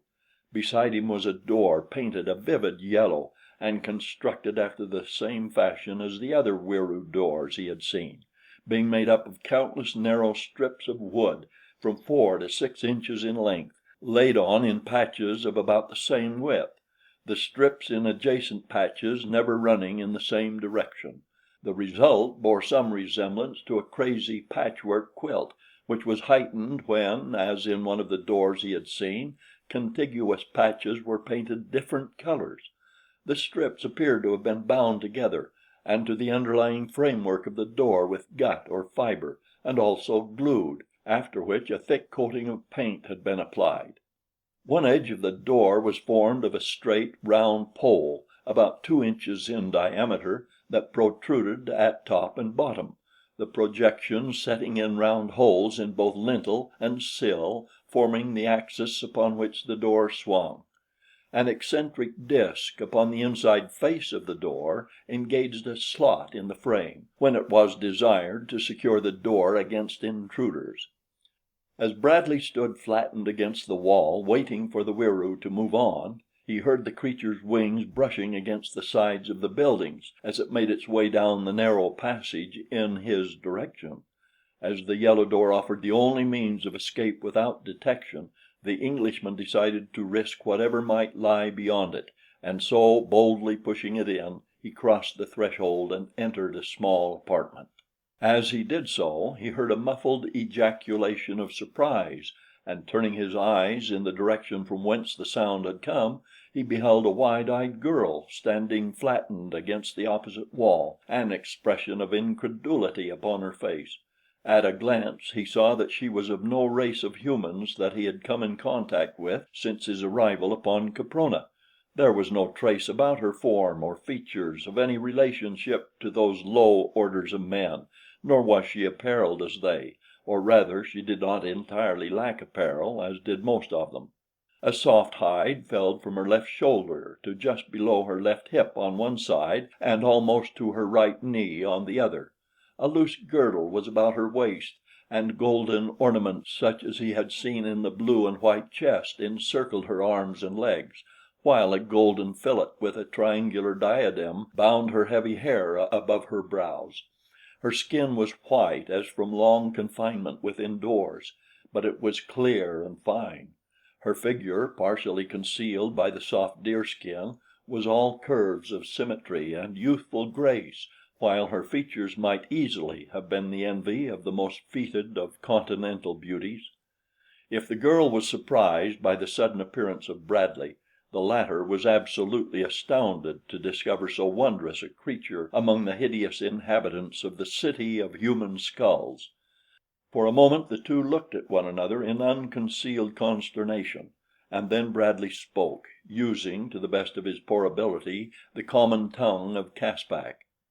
"Who are you?" he asked, "and from where do you come? Do not tell me that you are a Wieroo." "No," she replied, "I am no Wieroo," and she shuddered slightly as she pronounced the word. "I am a Galu. But who and what are you? I am sure that you are no Galu from your garments, but you are like the Galus in other respects. I know that you are not of this frightful city, for I have been here for almost 10 moons, and never have I seen a male Galu brought hither before, nor are there such as you and I, other than prisoners in the land of Oo, and these are all females. Are you a prisoner then?" He told her briefly who and what he was, though he doubted if she understood, and from her he learned that she had been a prisoner there for many months; but for what purpose he did not then learn, as in the midst of their conversation the yellow door swung open and a Wieroo with a robe slashed with yellow entered. At sight of Bradley the creature became furious. Whence came this reptile? It demanded of the girl. How long has it been here with you? "It came through the doorway just ahead of you," Bradley answered for the girl. The Wieroo looked relieved. It is well for the girl that this is so, it said, for now only you will have to die. and stepping to the door, the creature raised its voice in one of those uncanny, depressing wails. The Englishman looked toward the girl. "Shall I kill it?" he asked, half drawing his pistol. "What is best to do? I do not wish to endanger you." The Wieroo backed toward the door. Defiler! It screamed. You dare to threaten one of the sacred chosen of Luata! "Do not kill him," cried the girl, "for then there could be no hope for you. That you are here, alive, shows that they may not intend to kill you at all, and so there is a chance for you if you do not anger them. But touch him in violence and your bleached skull will top the loftiest pedestal of Oo." "And what of you?" asked Bradley. "I am already doomed," replied the girl. "I am cos-ata-lo." Cos-ata-lo? Cos-ata-lu? What did these phrases mean that they were so oft repeated by the denizens of Oo? Lu and Lo Bradley knew to mean man and woman. Ata was employed variously to indicate life, eggs, young, reproduction, and kindred subject. Cos was a negative, but in combination they were meaningless to the European. "Do you mean they will kill you?" asked Bradley. "I but wish that they would," replied the girl. "My fate is to be worse than death. In just a few nights more, with the coming of the new moon." Poor she snake! snapped the Wieroo. You are to become sacred above all other shes. He who speaks for Luata has chosen you for himself. Today you go to his temple, The Wieroo used a phrase meaning literally high place. where you will receive the sacred commands. The girl shuddered and cast a sorrowful glance toward Bradley. "Ah," she sighed, "if I could but see my beloved country once again." The man stepped suddenly close to her side before the Wieroo could interpose, and in a low voice asked her if there was no way by which he might encompass her escape. She shook her head sorrowfully. "Even if we escaped the city," she replied, "there is the big water between the island of Oo and the Galu shore." "And what is beyond the city, if we could leave it?" pursued Bradley. "I may only guess from what I have heard since I was brought here," she answered. "But by reports and chance remarks I take it to be a beautiful land in which there are but few wild beasts and no men, for only the Wieroos live upon this island, and they dwell always in cities of which there are 3, this being the largest. The others are at the far end of the island, which is about 3 marches from end to end, and at its widest point about 1 march." From his own experience and from what the natives on the mainland had told him, Bradley knew that 10 miles was a good day's march in Caspak, owing to the fact that at most points it was a trackless wilderness, and at all times travelers were beset by hideous beasts and reptiles that greatly impeded rapid progress. The two had spoken rapidly, but were now interrupted by the advent through the opening in the roof of several Wieroos who had come in answer to the alarm it of the yellow slashing had uttered. This Jehu," cried the offended one, "has threatened me. Take its hatchet from it and make it fast where it can do no harm until he who speaks for Luata has said what shall be done with it. It is one of those strange creatures that Fosh-bal-soj discovered first above the Band lu country and followed back toward the beginning. He who speaks for Luata sent Fosh-bal-soj to fetch him one of the creatures, and here it is. It is hoped that it may be from another world and hold the secrets of the cos-ata-lus." The Wieroos approached boldly to take Bradley's hatchet from him, their leader having indicated the pistol hanging in its holster at the Englishman's hip. But the first one went reeling backward against his fellows from the blow to the chin which Bradley followed up with a rush and the intention to clean up the room in record time. But he had reckoned without the opening in the roof. Two were down, and a great wailing and moaning was arising when reinforcements appeared from above.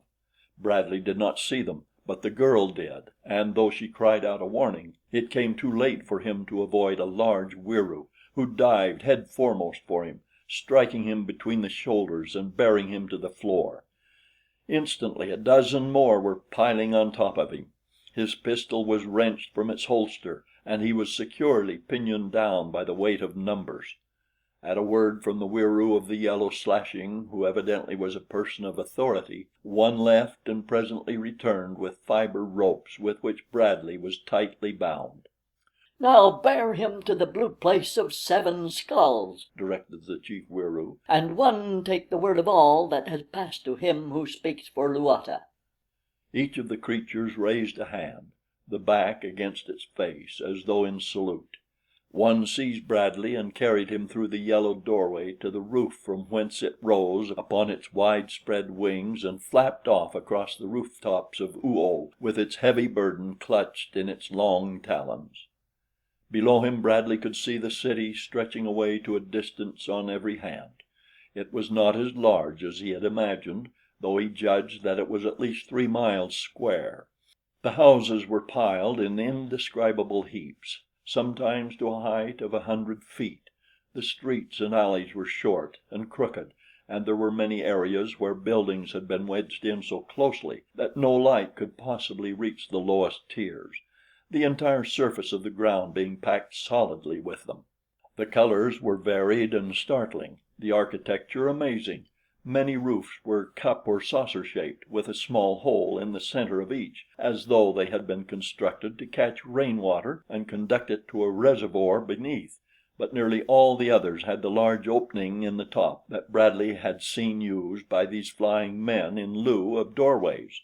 At all levels were the myriad poles surmounted by grinning skulls, but the two most prominent features of the city were the round tower of human skulls that Bradley had noted earlier in the day, and another and much larger edifice near the center of the city. As they approached it, Bradley saw that it was a huge building rising 100 feet in height from the ground, and that it stood alone in the center of what might have been called a plaza in some other part of the world. Its various parts, however, were set together with the same strange irregularity that marked the architecture of the city as a whole, and it was capped by an enormous saucer-shaped roof which projected far beyond the eaves, having the appearance of a colossal Chinese coolie hat inverted. The Wieroo bearing Bradley passed over one corner of the open space about the large building, revealing to the Englishman grass and trees and running water beneath. They passed the building, and about 500 yards beyond, the creature alighted on the roof of a square, blue building surmounted by 7 poles bearing 7 skulls. This, then, thought Bradley, is the Blue Place of 7 Skulls. Over the opening in the roof was a grated covering, and this the Wieroo removed.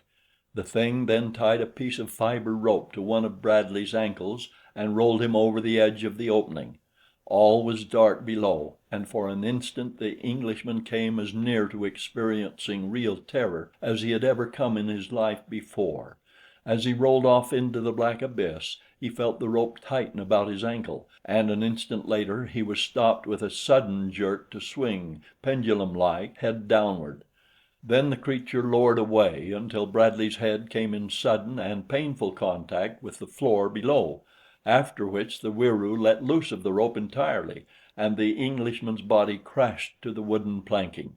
He felt the free end of the rope dropped upon him and heard the grating being slid into place above him. Chapter 3. Half stunned, Bradley lay for a minute as he had fallen, and then slowly and painfully wriggled into a less uncomfortable position. He could see nothing of his surroundings in the gloom about him until after a few minutes his eyes became accustomed to the dark interior, when he rolled them from side to side in survey of his prison. He discovered himself to be in a bare room which was windowless, nor could he see any other opening than that through which he had been lowered. In one corner was a huddled mass that might have been almost anything from a bundle of rags to a dead body. Almost immediately after he had taken his bearings, Bradley commenced working with his bonds. He was a man of powerful physique, and as from the first he had been imbued with a belief that the fiber ropes were too weak to hold him, he worked on with firm conviction that sooner or later they would part to his trainings. After a matter of 5 minutes he was positive that the strands about his wrists were beginning to give, but he was compelled to rest then from exhaustion. As he lay, his eyes rested upon the bundle in the corner, and presently he could have sworn that the thing moved. With eyes straining through the gloom, the man lay watching the grim and sinister thing in the corner. Perhaps his overwrought nerves were playing a sorry joke upon him. He thought of this, and also that his condition of utter helplessness might still further have stimulated his imagination. He closed his eyes and sought to relax his muscles and his nerves. But when he looked again, he knew that he had not been mistaken. The thing had moved. Now it lay in a slightly altered form and farther from the wall. It was nearer him. With renewed strength, Bradley strained at his bonds, his fascinated gaze still glued upon the shapeless bundle. No longer was there any doubt that it moved. He saw it rise in the center several inches and then creep closer to him. It sank and rose again, a headless, hideous, monstrous thing of menace. Its very silence rendered it the more terrible. Bradley was a brave man. Ordinarily his nerves were of steel, but to be at the mercy of some unknown and nameless horror, to be unable to defend himself, it was these things that almost unstrung him, for at best he was only human. To stand in the open, even with the odds all against him, to be able to use his fists, to put up some sort of defense, to inflict punishment upon his adversary, then he could face death with a smile.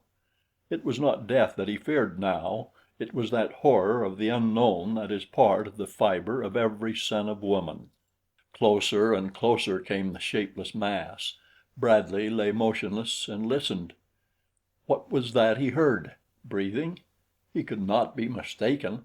And then from out of the bundle of rags issued a hollow groan. Bradley felt his hair rise upon his head. He struggled with the slowly parting strands that held him. The thing beside him rose up higher than before, and the Englishman could have sworn that he saw a single eye peering at him from among the tumbled cloth. For a moment the bundle remained motionless. Only the sound of breathing issued from it. Then there broke from it a maniacal laugh. Cold sweat stood upon Bradley's brow as he tugged for liberation. He saw the rags rise higher and higher above him, until at last they tumbled upon the floor from the body of a naked man, a thin, a bony, a hideous caricature of a man that mouthed and mummed and, wobbling upon its weak and shaking legs, crumpled to the floor again, still laughing, laughing horribly. It crawled toward Bradley. "Food! Food!" it screamed.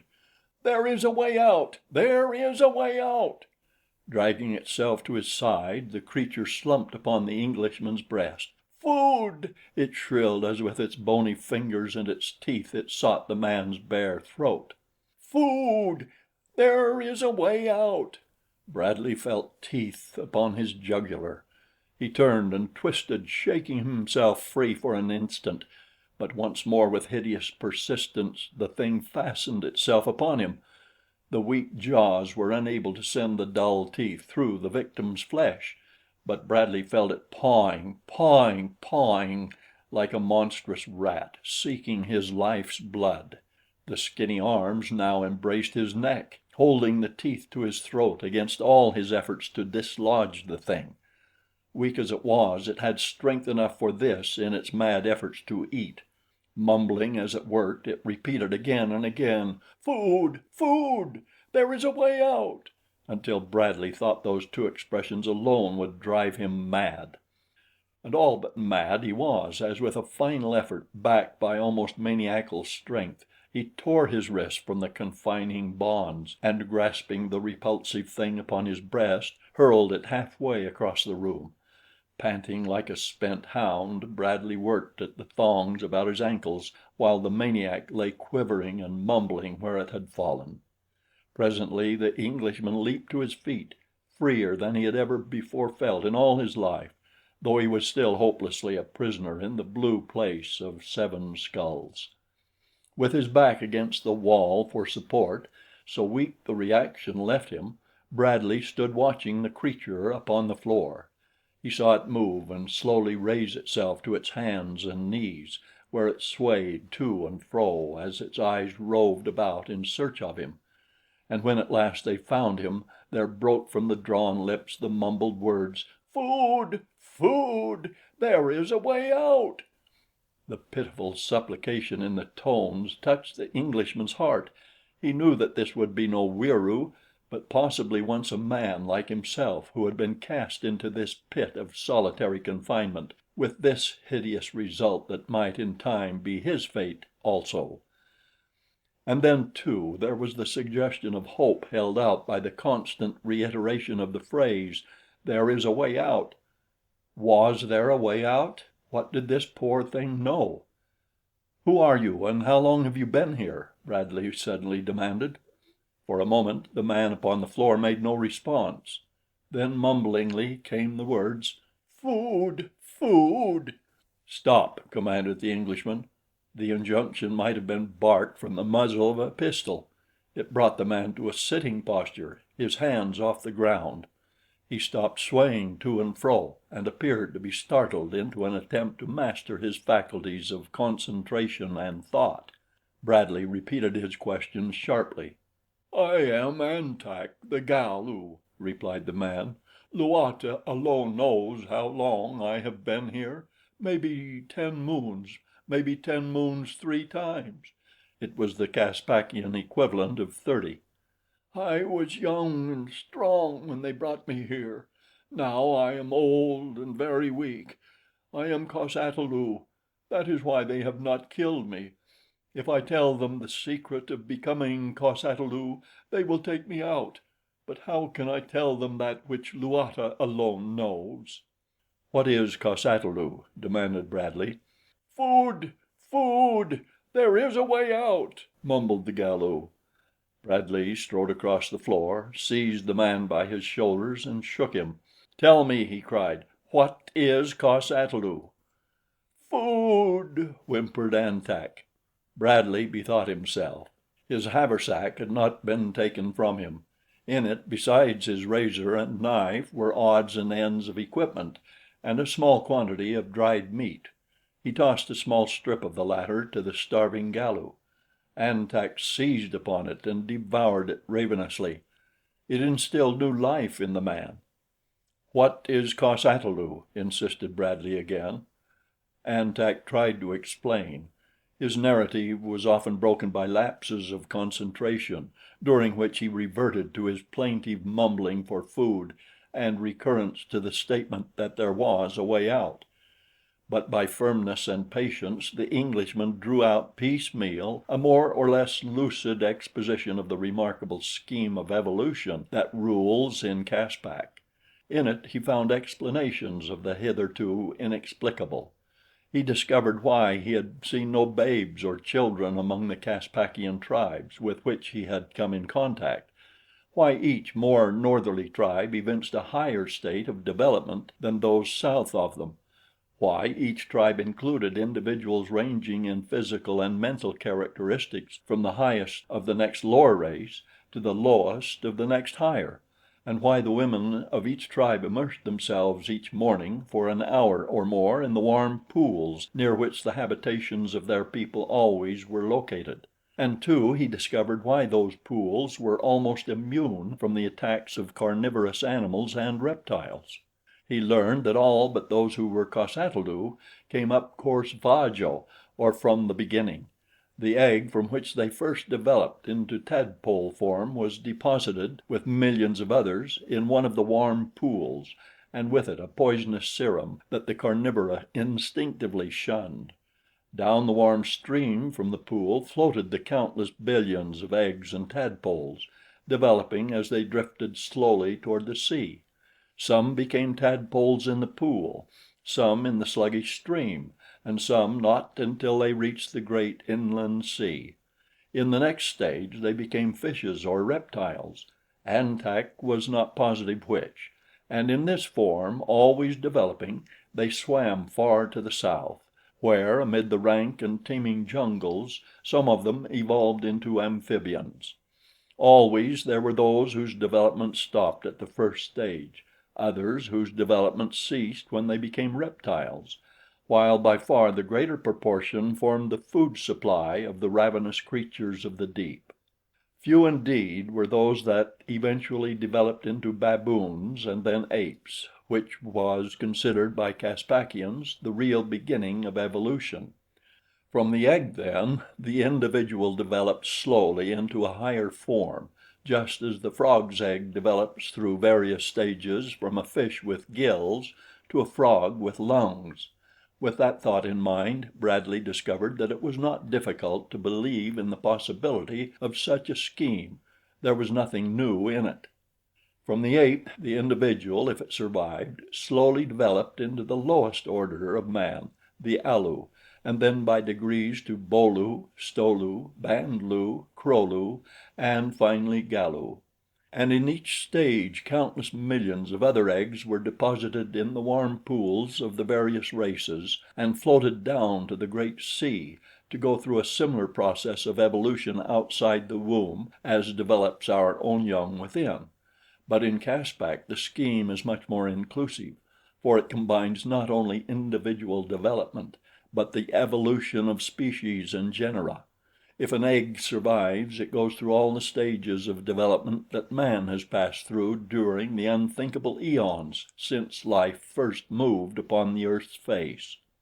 The final stage, that which the Galus have almost attained, and for which all hope, is cos ata lu, which literally means no egg man, or one who is born directly as are the young of the outer world of mammals.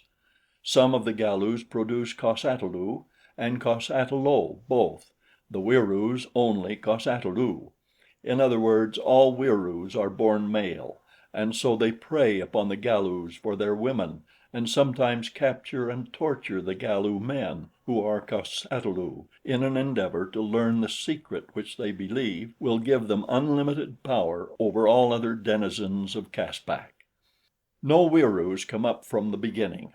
All are born of the Wieroo fathers and Galu mothers, who are cos ata lo, and there are very few of the latter, owing to the long and precarious stages of development.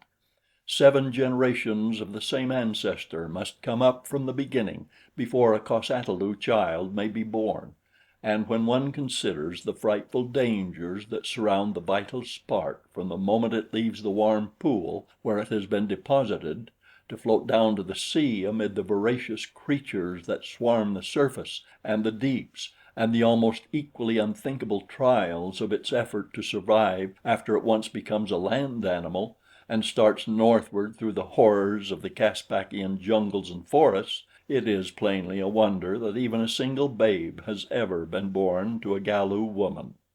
7 cycles it requires before the 7th Galu can complete the 7th danger-infested circle, since its first Galu ancestor achieved the state of Galu. For ages before, the ancestors of this first Galu may have developed from a Band lu or Bo lu egg without ever once completing the whole circle, that is, from a Galu egg back to a fully developed Galu. Bradley's head was whirling before he even commenced to grasp the complexities of Caspakian evolution; but as the truth slowly filtered into his understanding, as gradually it became possible for him to visualize the scheme, it appeared simpler. In fact, it seemed even less difficult of comprehension than that with which he was familiar. For several minutes after An Tak ceased speaking, his voice having trailed off weakly into silence, neither spoke again. Then the Galu recommenced his "Food! Food! There is a way out!" Bradley tossed him another bit of dried meat, waiting patiently until he had eaten it, this time more slowly. "What do you mean by saying there is a way out?" he asked. "He who died here just after I came told me," replied An Tak. "He said there was a way out, that he had discovered it, but was too weak to use his knowledge. He was trying to tell me how to find it when he died. Oh, Luata, if he had lived but a moment more!" "They do not feed you here?" asked Bradley. "No, they give me water once a day. That is all." "But how have you lived then?" "The lizards and the rats," replied An Tak. "The lizards are not so bad, but the rats are foul to taste. However, I must eat them or they would eat me, and they are better than nothing. But of late they do not come so often, and I have not had a lizard for a long time. I shall eat, though," he mumbled. "I shall eat now, for you cannot remain awake forever." He laughed a cackling, dry laugh. "When you sleep, An Tak will eat." It was horrible. Bradley shuddered. For a long time each sat in silence. The Englishman could guess why the other made no sound. He awaited the moment that sleep should overcome his victim. In the long silence there was borne upon Bradley's ears a faint, monotonous sound as of running water. He listened intently. It seemed to come from far beneath the floor. "What is that noise?" he asked. "That sounds like water running through a narrow channel." "It is the river," replied An Tak. "Why do you not go to sleep? It passes directly beneath the Blue Place of Seven Skulls. It runs through the temple grounds, beneath the temple and under the city. When we die, they will cut off our heads and throw our bodies into the river. At the mouth of the river await many large reptiles. Thus do they feed. The Wieroos do likewise with their own dead, keeping only the skulls and the wings. Come, let us sleep." "Do the reptiles come up the river into the city?" asked Bradley. "The water is too cold. They never leave the warm water of the great pool," replied An Tak.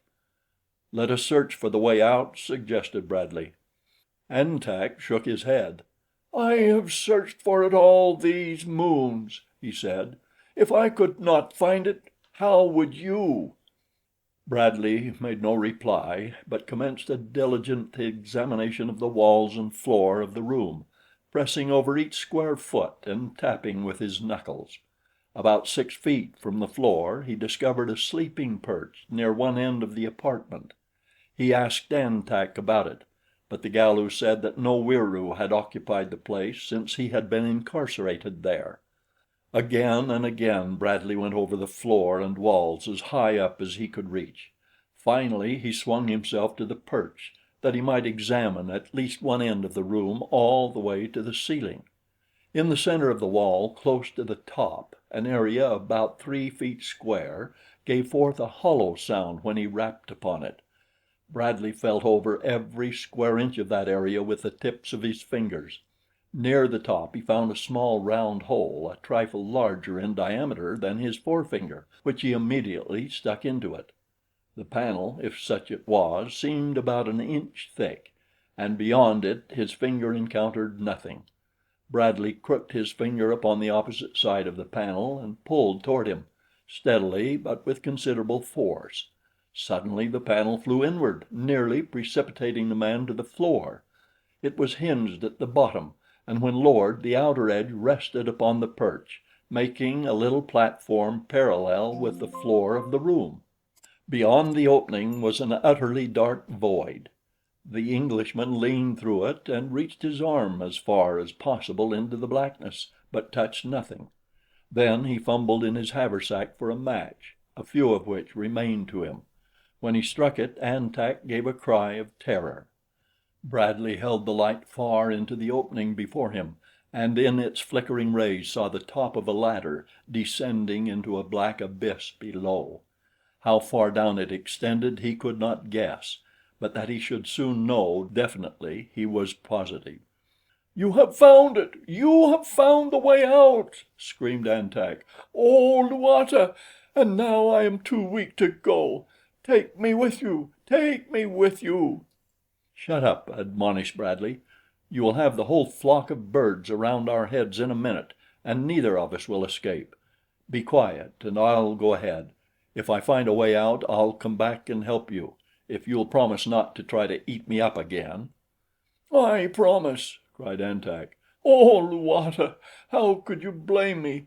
I am half crazed of hunger and long confinement, and the horror of the lizards and the rats and the constant waiting for death." "I know," said Bradley simply. "I'm sorry for you, old top. Keep a stiff upper lip."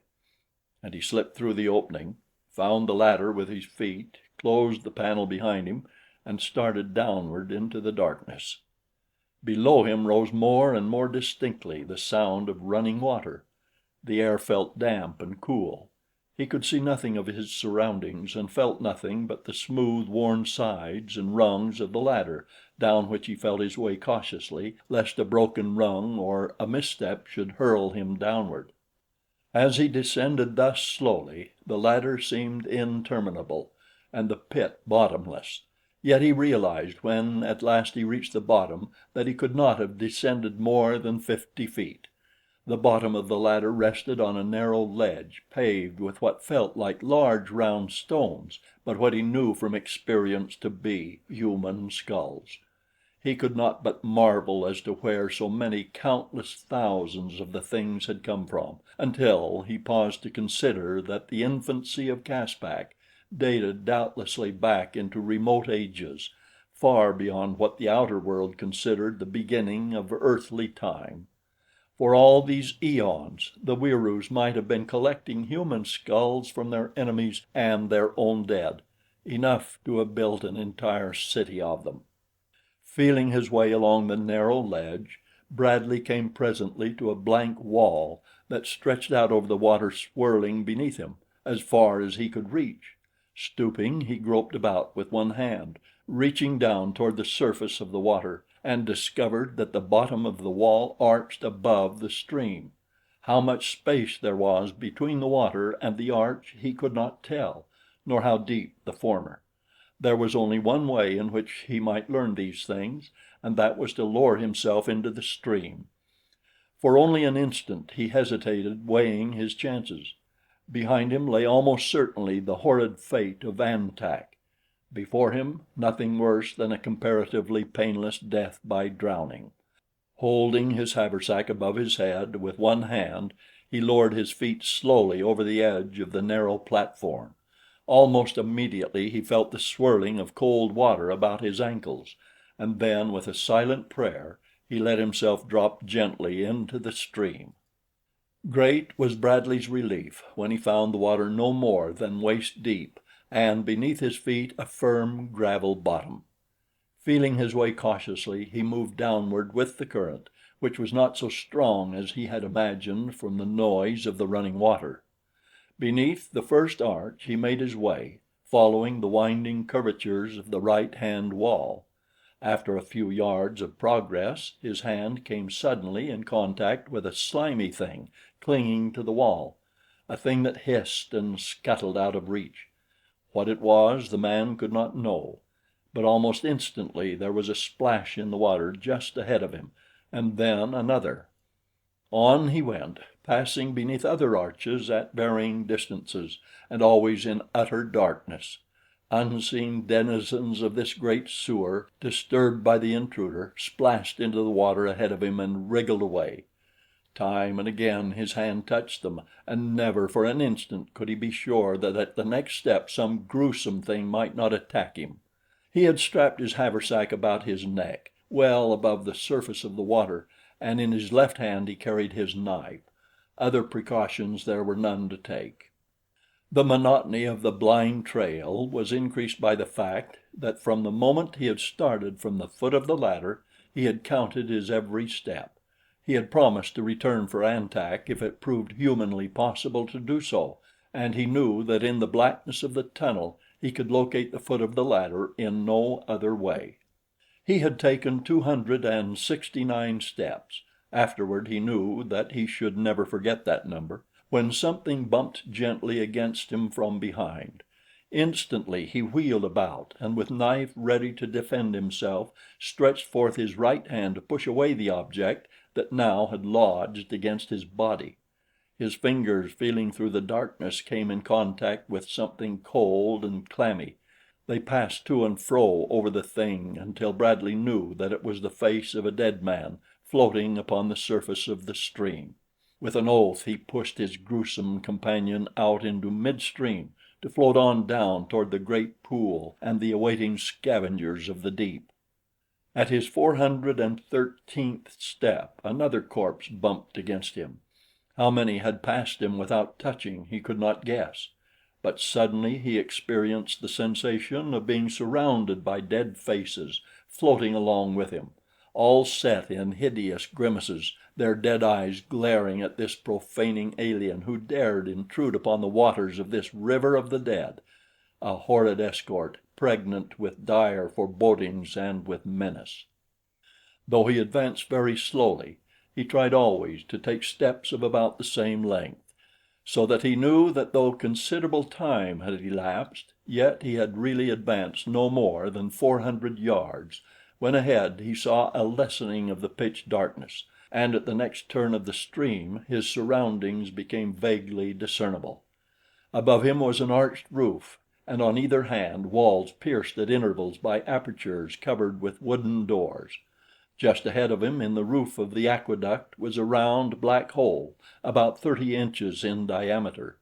His eyes still rested upon the opening when there shot downward from it to the water below the naked body of a human being which almost immediately rose to the surface again and floated off down the stream.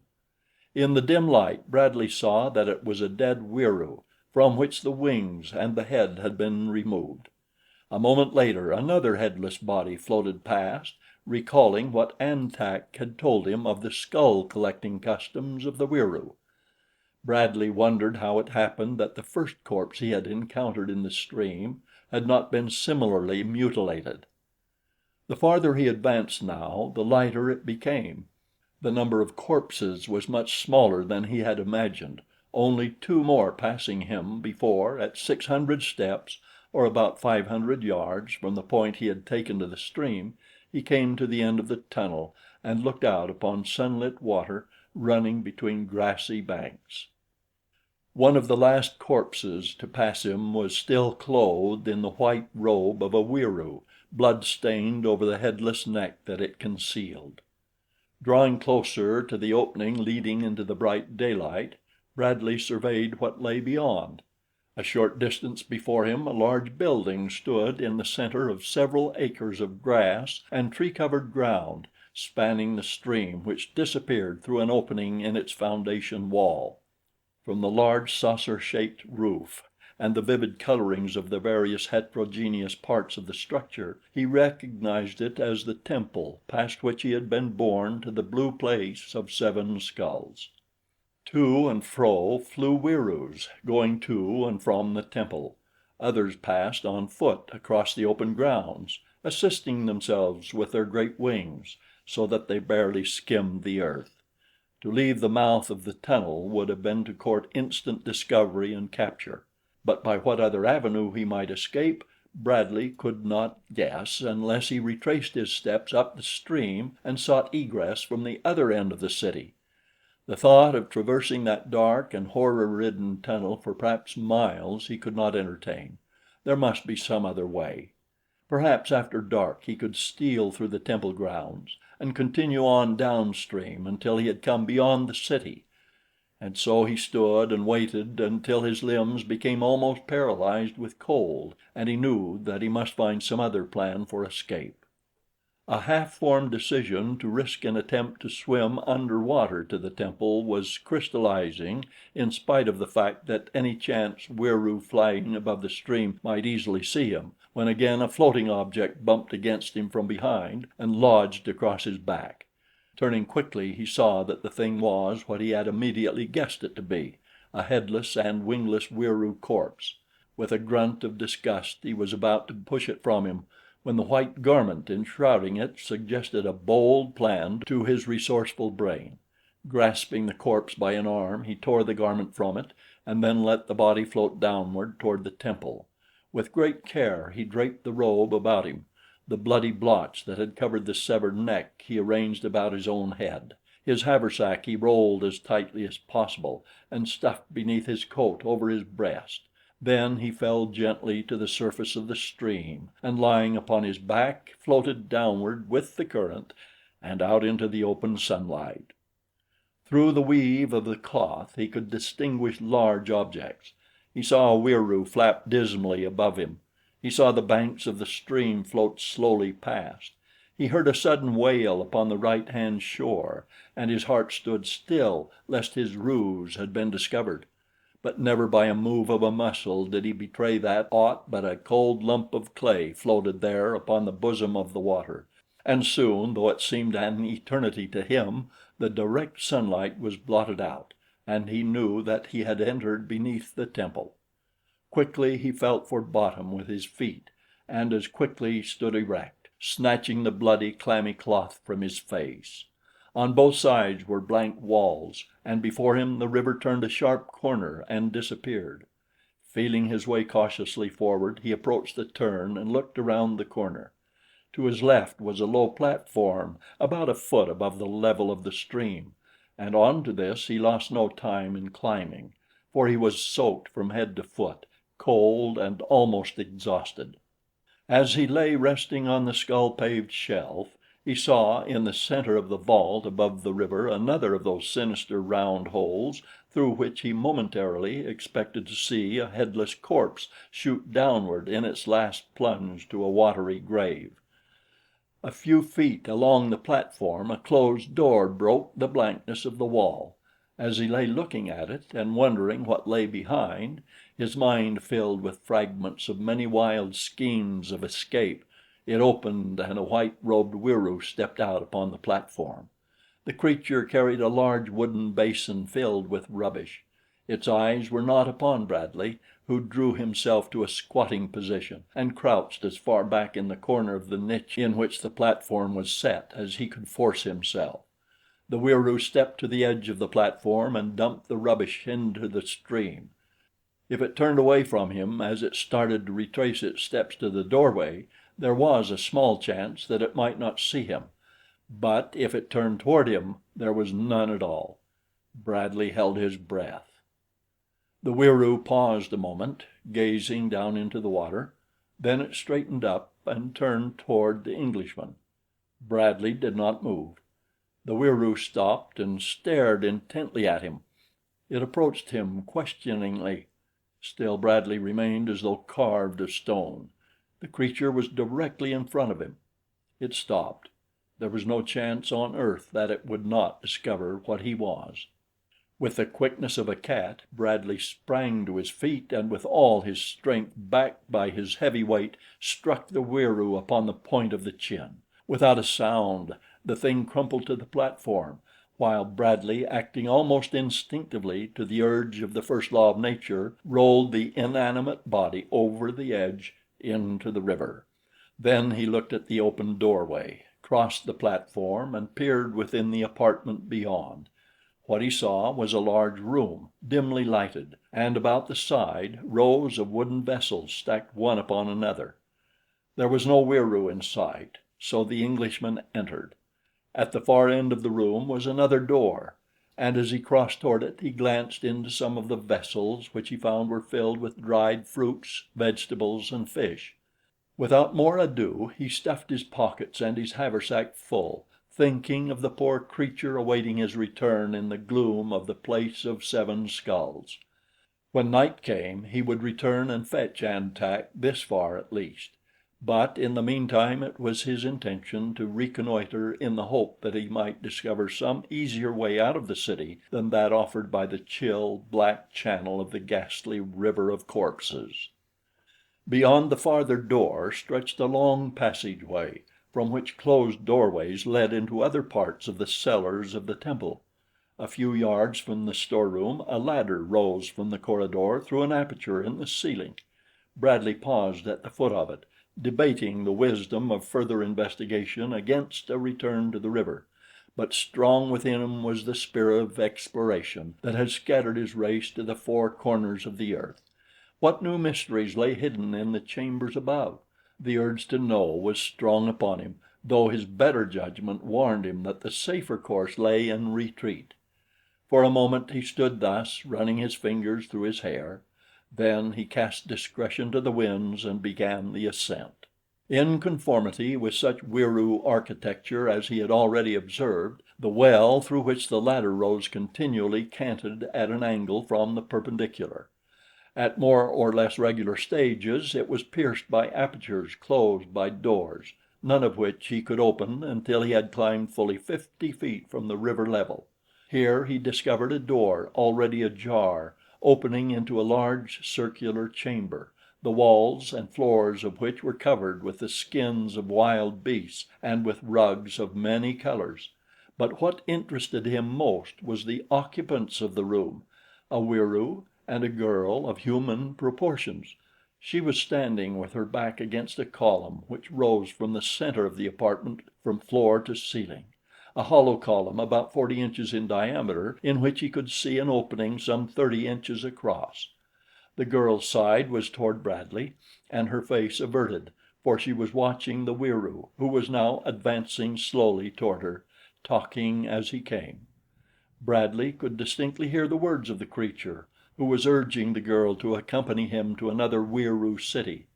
"Come with me," he said, "and you shall have your life. Remain here, and he who speaks for Luata will claim you for his own, and when he is done with you, your skull will bleach at the top of a tall staff, while your body feeds the reptiles at the mouth of the river of death.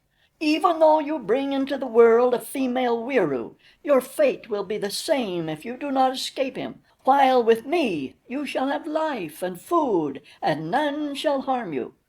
He was quite close to the girl when she replied by striking him in the face with all her strength. "Until I am slain," she cried, "I shall fight against you all." From the throat of the Wieroo issued that dismal wail that Bradley had heard so often in the past. It was like a scream of pain smothered to a groan, and then the thing leaped upon the girl, its face working in hideous grimaces as it clawed and beat at her to force her to the floor. The Englishman was upon the point of entering to defend her when a door at the opposite side of the chamber opened to admit a huge Wieroo, clothed entirely in red.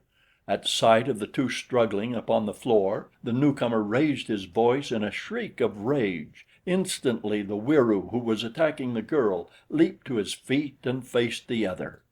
"I heard," screamed he who had just entered the room.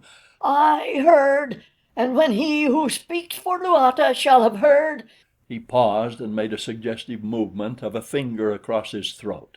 "He shall not hear," returned the first Wieroo as, with a powerful motion of his great wings, he launched himself upon the red-robed figure. The latter dodged the first charge, drew a wicked-looking curved blade from beneath its red robe, spread its wings and dived for its antagonist. Beating their wings, wailing and groaning, the two hideous things sparred for position. The white-robed one, being unarmed, sought to grasp the other by the wrist of its knife hand and by the throat, while the latter hopped around on its dainty white feet, seeking an opening for a mortal blow.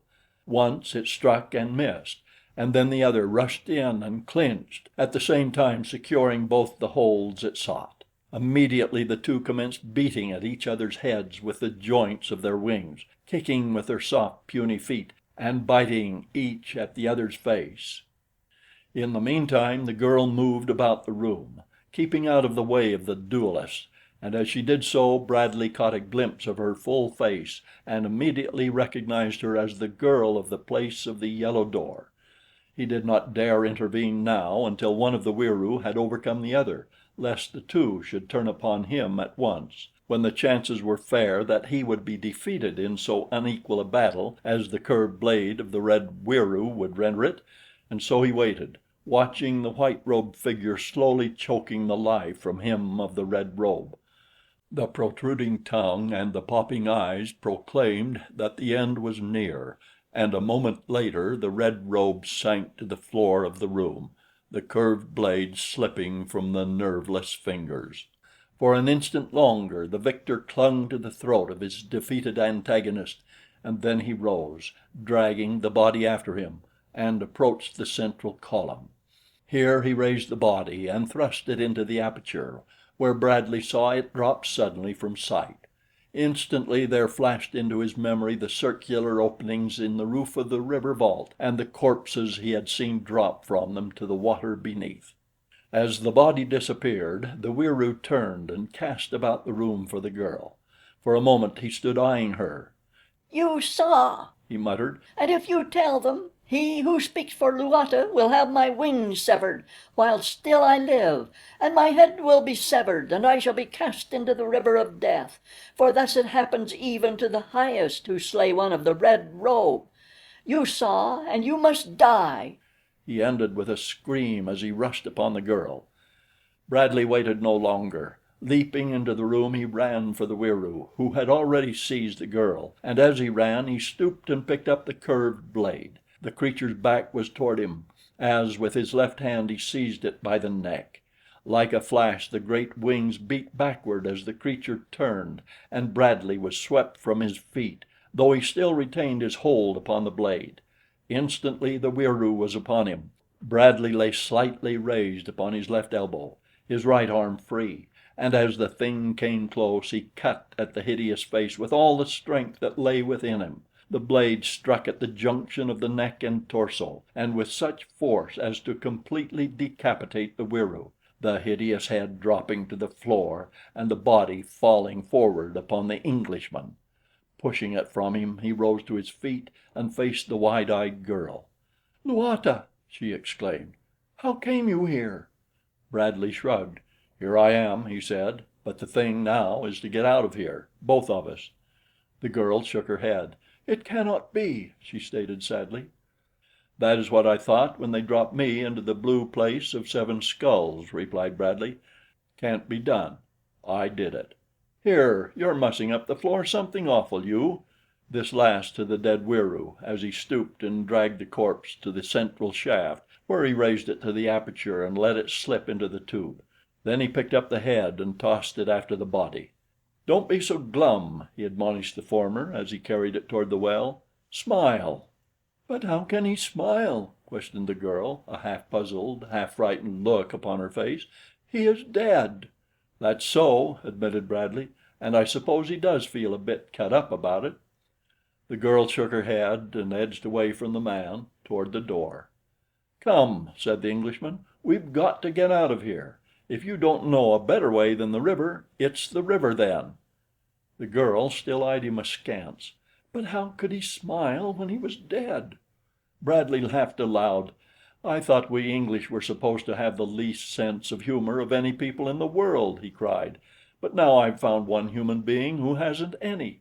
Of course you don't know half I'm saying; but don't worry, little girl, I'm not going to hurt you, and if I can get you out of here, I'll do it." Even if she did not understand all he said, she at least read something in his smiling countenance, something which reassured her. "I do not fear you," she said, "though I do not understand all that you say, even though you speak my own tongue and use words that I know. But as for escaping," she sighed, "alas, how can it be done?" "I escaped from the blue place of seven skulls," Bradley reminded her. "Come," and he turned toward the shaft and the ladder that he had ascended from the river. "We cannot waste time here." The girl followed him, but at the doorway both drew back, for from below came the sound of someone ascending. Bradley tiptoed to the door and peered cautiously into the well. Then he stepped back beside the girl. "There are half a dozen of them coming up, but possibly they will pass this room." "No," she said, "they will pass directly through this room. They are on their way to Him Who Speaks for Luata. We may be able to hide in the next room. There are skins there beneath which we may crawl. They will not stop in that room, but they may stop in this one for a short time. The other room is blue." "What's that got to do with it?" demanded the Englishman. "They fear blue," she replied. "In every room where murder has been done, you will find blue, a certain amount for each murder. When the room is all blue, they shun it. This room has much blue, but evidently they kill mostly in the next room, which is now all blue." "But there is blue on the outside of every house I've seen," said Bradley. "Yes," assented the girl, "and there are blue rooms in each of those houses. When all the rooms are blue, then the whole outside of the house will be blue, as is the Blue Place of Seven Skulls. There are many such here." "And the skulls with blue upon them?" inquired Bradley. "Did they belong to murderers?" "They were murdered, some of them. Those with only a small amount of blue were murderers, known murderers. All Wieroos are murderers. When they have committed a certain number of murders without being caught at it, they confess to Him Who Speaks for Luata and are advanced, after which they wear robes with a slash of some color. I think yellow comes first. When they reach a point where the entire robe is of yellow, they discard it for a white robe with a red slash, and when one wins a complete red robe, he carries such a long, curved knife as you have in your hand. After that comes the blue slash on a white robe, and then, I suppose, an all blue robe. I have never seen such an one." As they talked in low tones, they had moved from the room of the death shaft into an all blue room adjoining, where they sat down together in a corner with their backs against a wall and drew a pile of hides over themselves. A moment later they heard a number of Wieroos enter the chamber. They were talking together as they crossed the floor, or the two could not have heard them. Halfway across the chamber they halted as the door toward which they were advancing opened and a dozen others of their kind entered the apartment. Bradley could guess all this by the increased volume of sound and the dismal greetings, but the sudden silence that almost immediately ensued he could not fathom, for he could not know that from beneath one of the hides that covered him protruded one of his heavy army shoes, or that some 18 large Wieroos with robes either solid red or slashed with red or blue were standing gazing at it. Nor could he hear their stealthy approach. The first intimation he had that he had been discovered was when his foot was suddenly seized, and he was yanked violently from beneath the hides to find himself surrounded by menacing blades. They would have slain him on the spot had not one clothed all in red held them back, saying that He Who Speaks for Luata desired to see this strange creature. As they led Bradley away, he caught an opportunity to glance back toward the hides to see what had become of the girl, and to his gratification he discovered that she still lay concealed beneath the hides. He wondered if she would have the nerve to attempt the river trip alone, and regretted that now he could not accompany her. He felt rather all in himself, more so than he had at any time since he had been captured by the Wieroo, for there appeared not the slightest cause for hope in his present predicament. He had dropped the curved blade beneath the hides when he had been jerked so violently from their fancied security. It was almost in a spirit of resigned hopelessness that he quietly accompanied his captors through various chambers and corridors toward the heart of the temple. Chapter 4. The farther the group progressed, the more barbaric and the more sumptuous became the decorations. Hides of leopard and tiger predominated, apparently because of their more beautiful markings, and decorative skulls became more and more numerous. Many of the latter were mounted in precious metals and set with colored stones and priceless gems, while thick upon the hides that covered the walls were golden ornaments similar to those worn by the girl and those which had filled the chests he had examined in the storeroom of Fosh-bal-soj. Leading the Englishman to the conviction that all such were spoils of war or theft, since each piece seemed made for personal adornment, while insofar as he had seen, no Wieroo wore ornaments of any sort. And also as they advanced, the more numerous became the Wieroos moving hither and thither within the temple. Many now were the solid red robes, and those that were slashed with blue, a veritable hive of murderers. At last the party halted in a room in which were many Wieroos who gathered about Bradley, questioning his captors and examining him and his apparel. One of the party accompanying the Englishman spoke to a Wieroo that stood beside a door leading from the room. "Tell him who speaks for Luata," he said, "that Fosh-bal-soj we could not find, but in returning we found this creature within the temple, hiding. It must be the same that Fosh-bal-soj captured in the Sto lu country during the last darkness. Doubtless he who speaks for Luata would wish to see and question this strange thing." The creature addressed turned and slipped through the doorway, closing the door after it, but first depositing its curved blade upon the floor without. Its post was immediately taken by another, and Bradley now saw that at least 20 such guards loitered in the immediate vicinity. The doorkeeper was gone but for a moment, and when he returned, he signified that Bradley's party was to enter the next chamber. But first each of the Wieroos removed his curved weapon and laid it upon the floor. The door was swung open, and the party, now reduced to Bradley and 5 Wieroos, was ushered across the threshold into a large, irregularly shaped room, in which a single giant Wieroo, whose robe was solid blue, sat upon a raised dais. The creature's face was white with the whiteness of a corpse, its dead eyes entirely expressionless, its cruel, thin lips tight drawn against yellow teeth in a perpetual grimace. Upon either side of it lay an enormous curved sword, similar to those with which some of the other Wieroos had been armed, but larger and heavier. Constantly its claw-like fingers played with one or the other of these weapons. The walls of the chamber, as well as the floor, were entirely hidden by skins and woven fabrics. Blue predominated in all the colorations.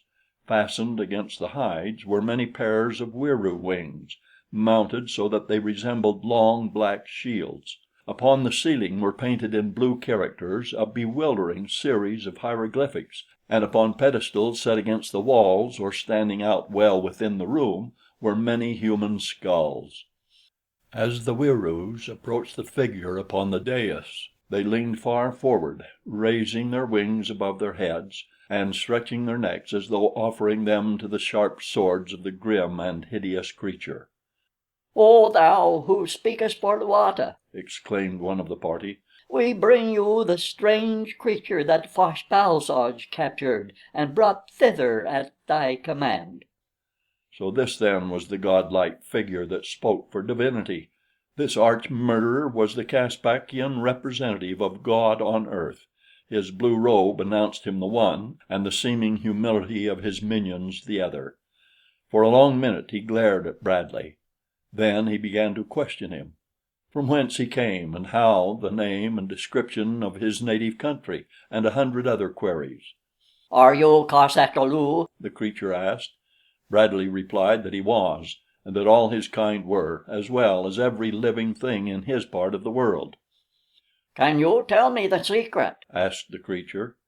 Bradley hesitated, and then, thinking to gain time, replied in the affirmative. "What is it?" demanded the Wieroo, leaning far forward and exhibiting every evidence of excited interest. Bradley leaned forward and whispered, "It is for your ears alone.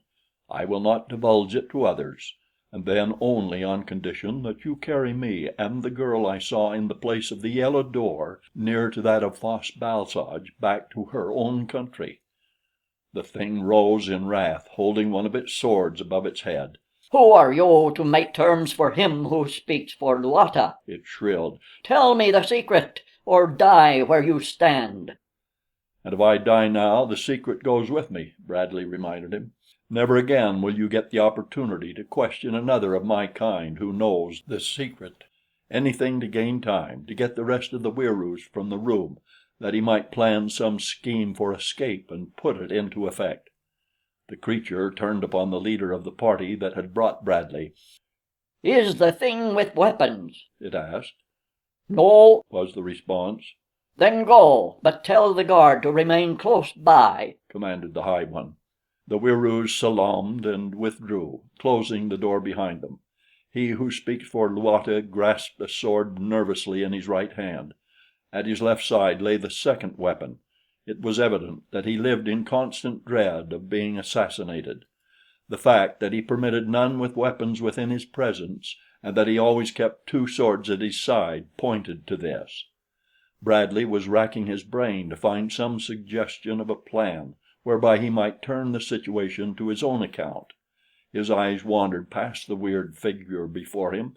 They played about the walls of the apartment as though hoping to draw inspiration from the dead skulls and the hides and the wings, and then they came back to the face of the Wieroo god, now working in anger.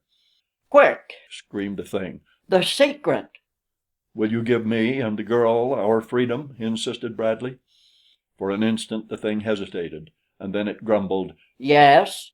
At the same instant Bradley saw two hides upon the wall directly back of the dais separate and a face appear in the opening. No change of expression upon the Englishman's countenance betrayed that he had seen aught to surprise him, though surprised he was, for the face in the aperture was that of the girl he had but just left hidden beneath the hides in another chamber.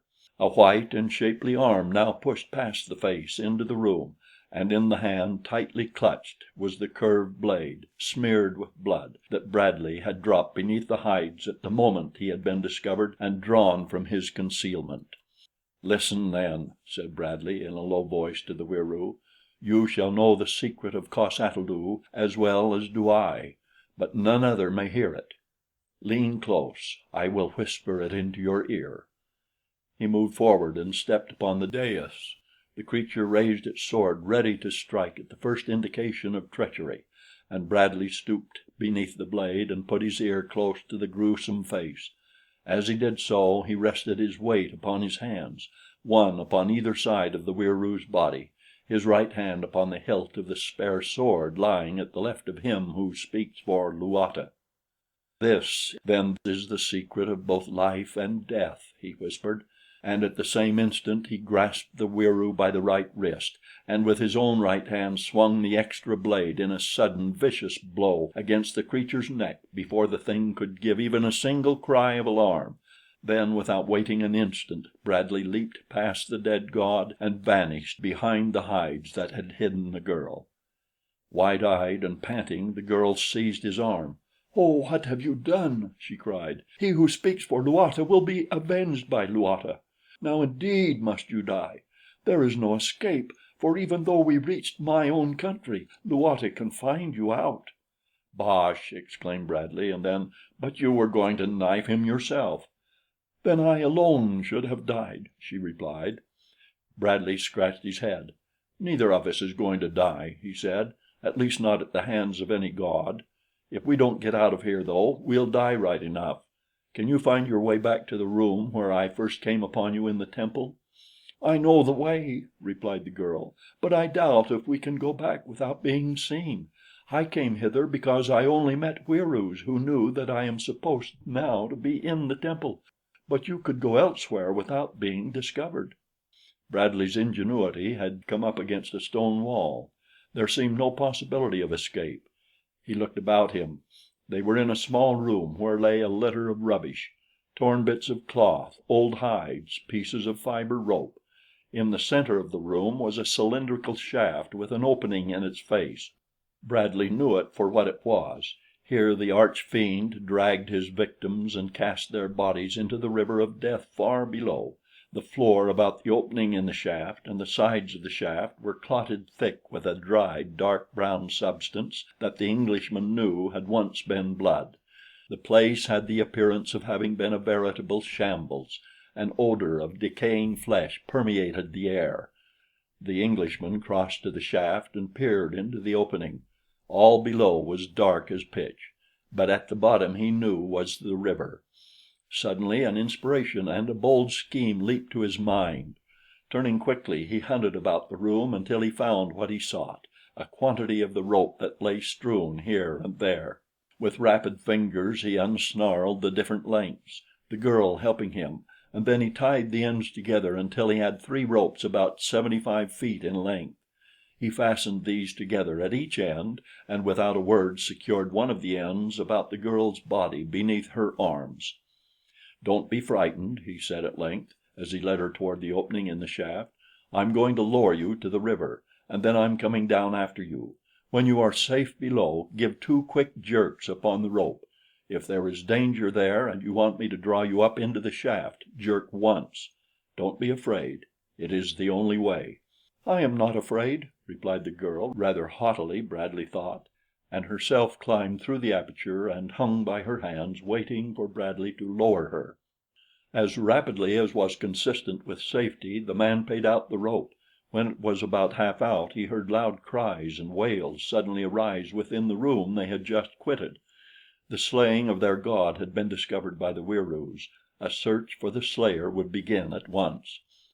Lord, would the girl never reach the river? At last, just as he was positive that searchers were already entering the room behind him, there came 2 quick tugs at the rope.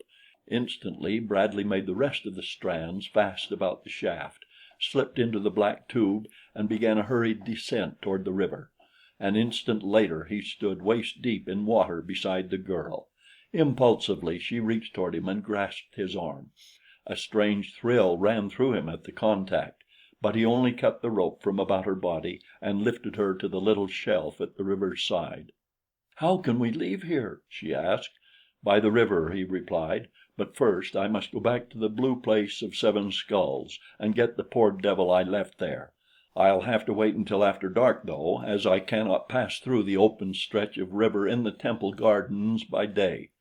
"There is another way," said the girl. "I have never seen it, but often I have heard them speak of it, a corridor that runs beside the river from one end of the city to the other.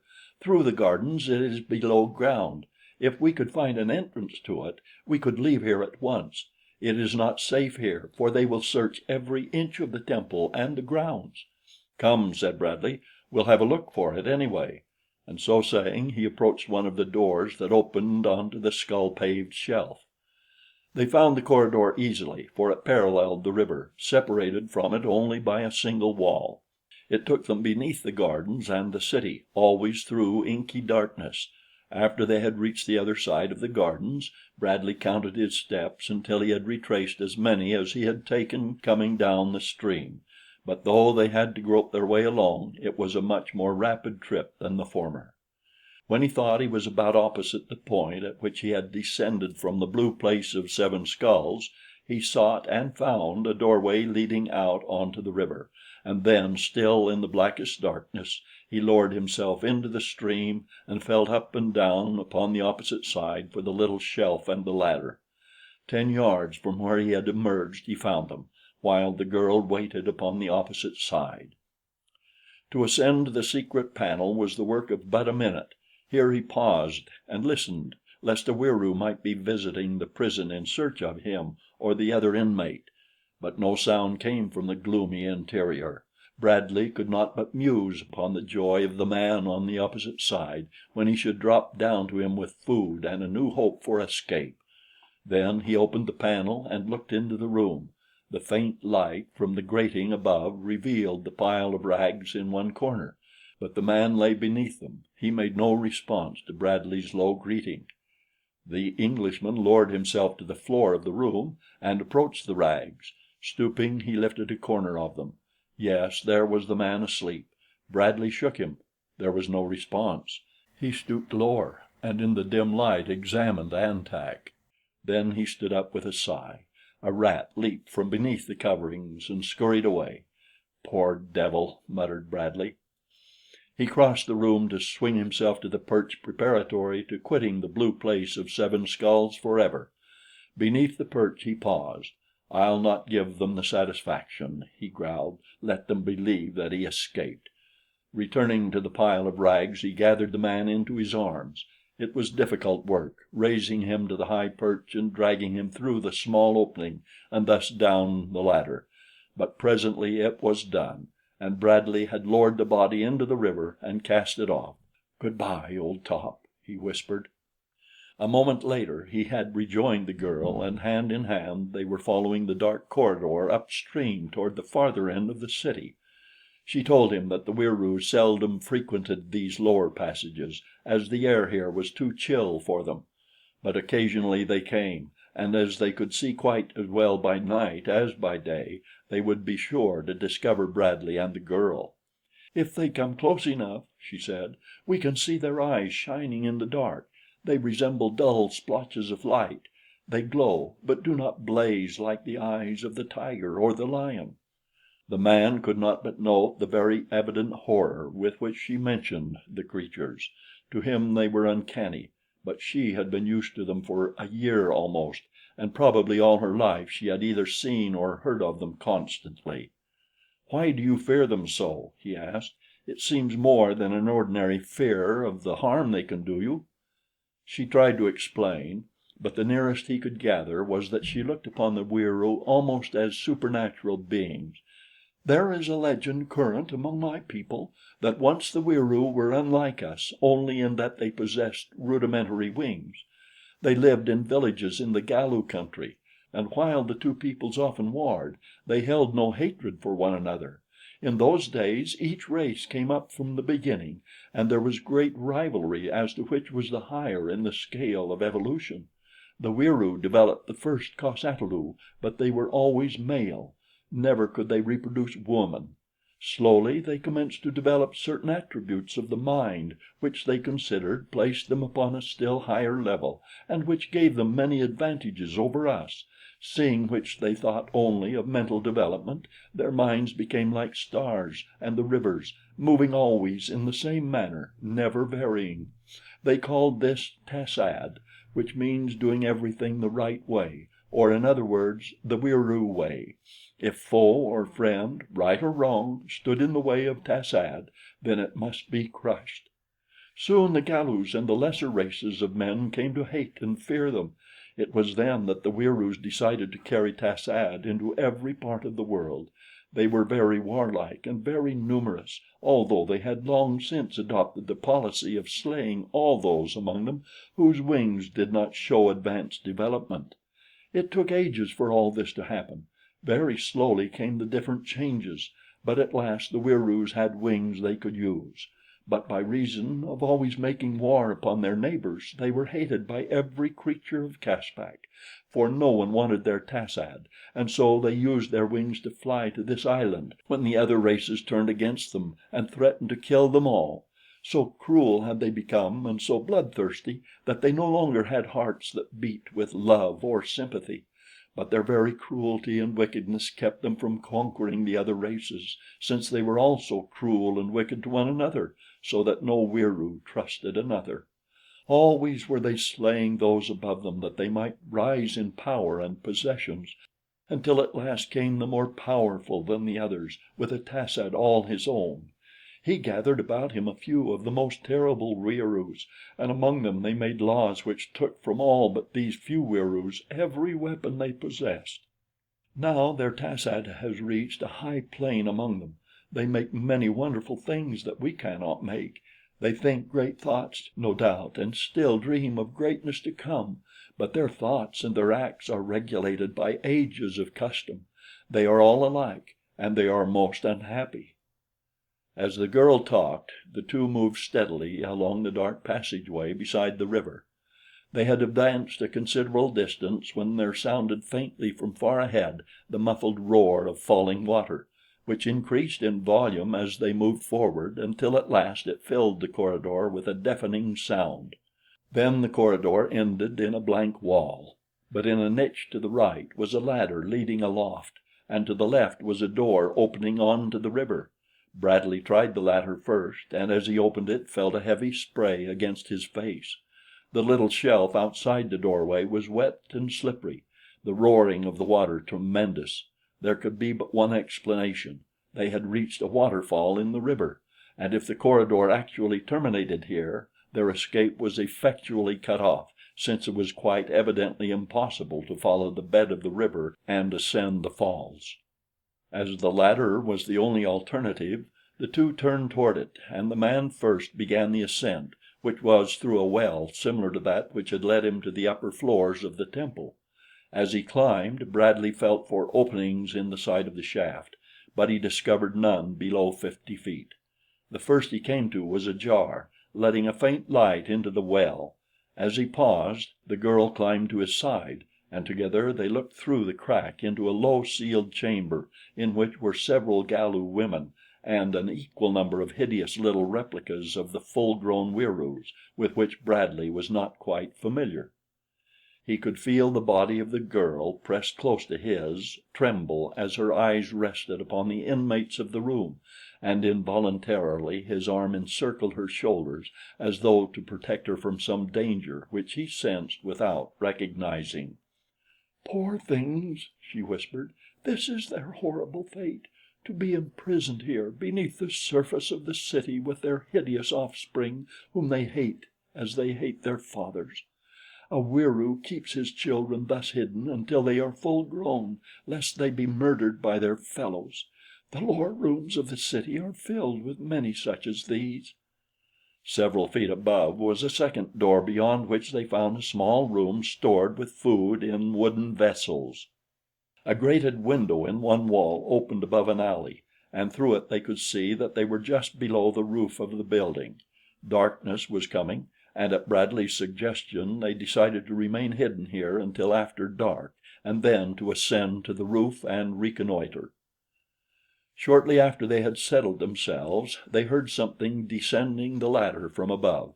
They hoped that it would continue on down the well, and fairly held their breath as the sound approached the door to the storeroom.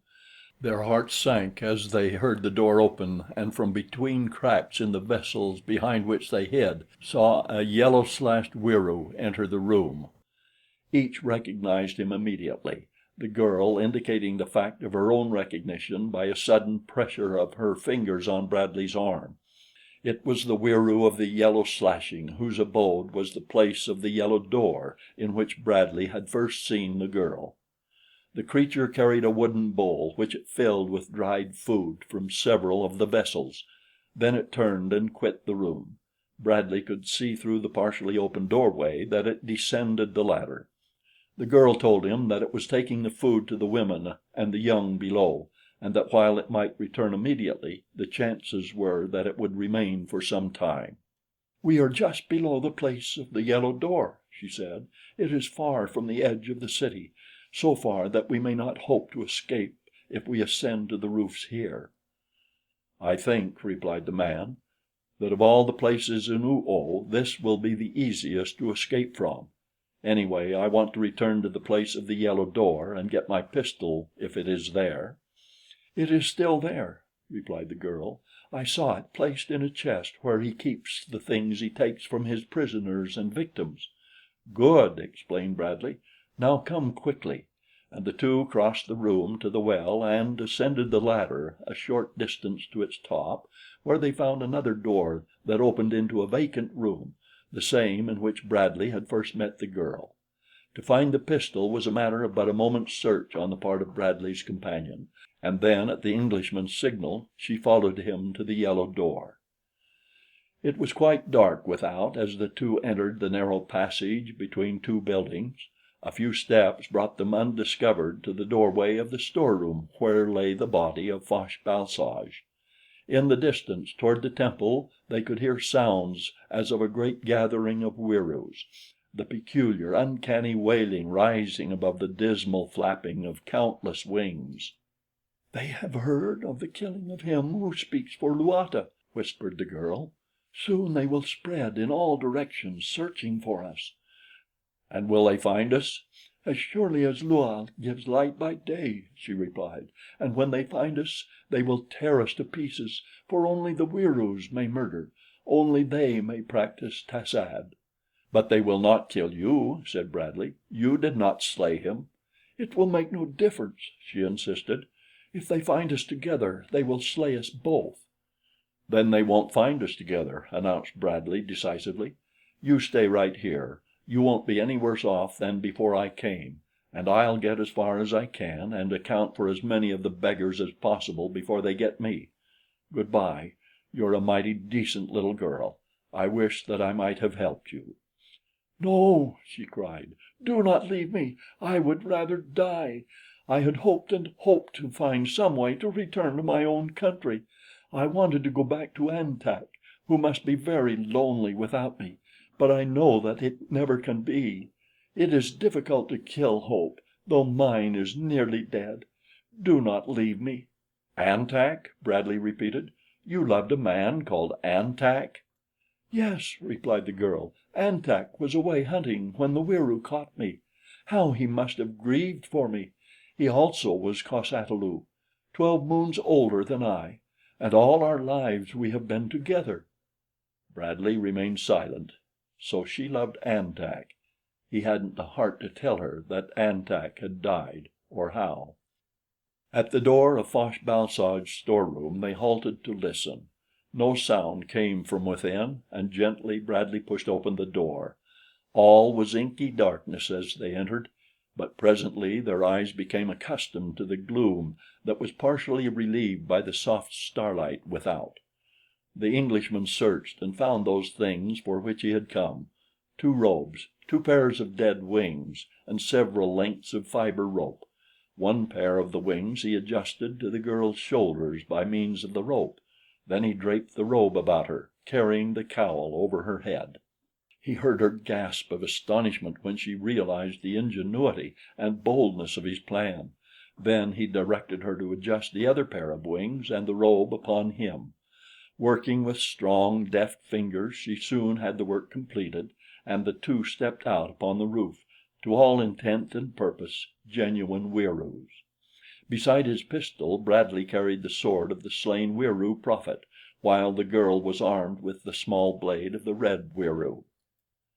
Side by side they walked slowly across the roof toward the north edge of the city. Wieroos flapped above them, and several times they passed others walking or sitting upon the roofs.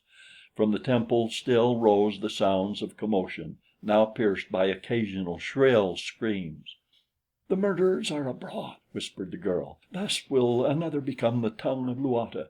It is well for us, since it keeps them too busy to give the time for searching for us. They think that we cannot escape the city, and they know that we cannot leave the island, and so do I."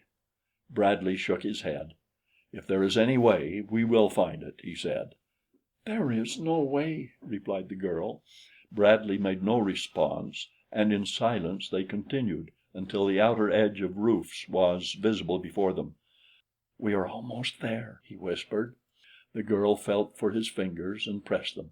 He could feel hers trembling as he returned the pressure, nor did he relinquish her hand, and thus they came to the edge of the last roof. Here they halted and looked about them. To be seen attempting to descend to the ground below would be to betray the fact that they were not Wieroos. Bradley wished that their wings were attached to their bodies by sinew and muscle rather than by ropes of fiber.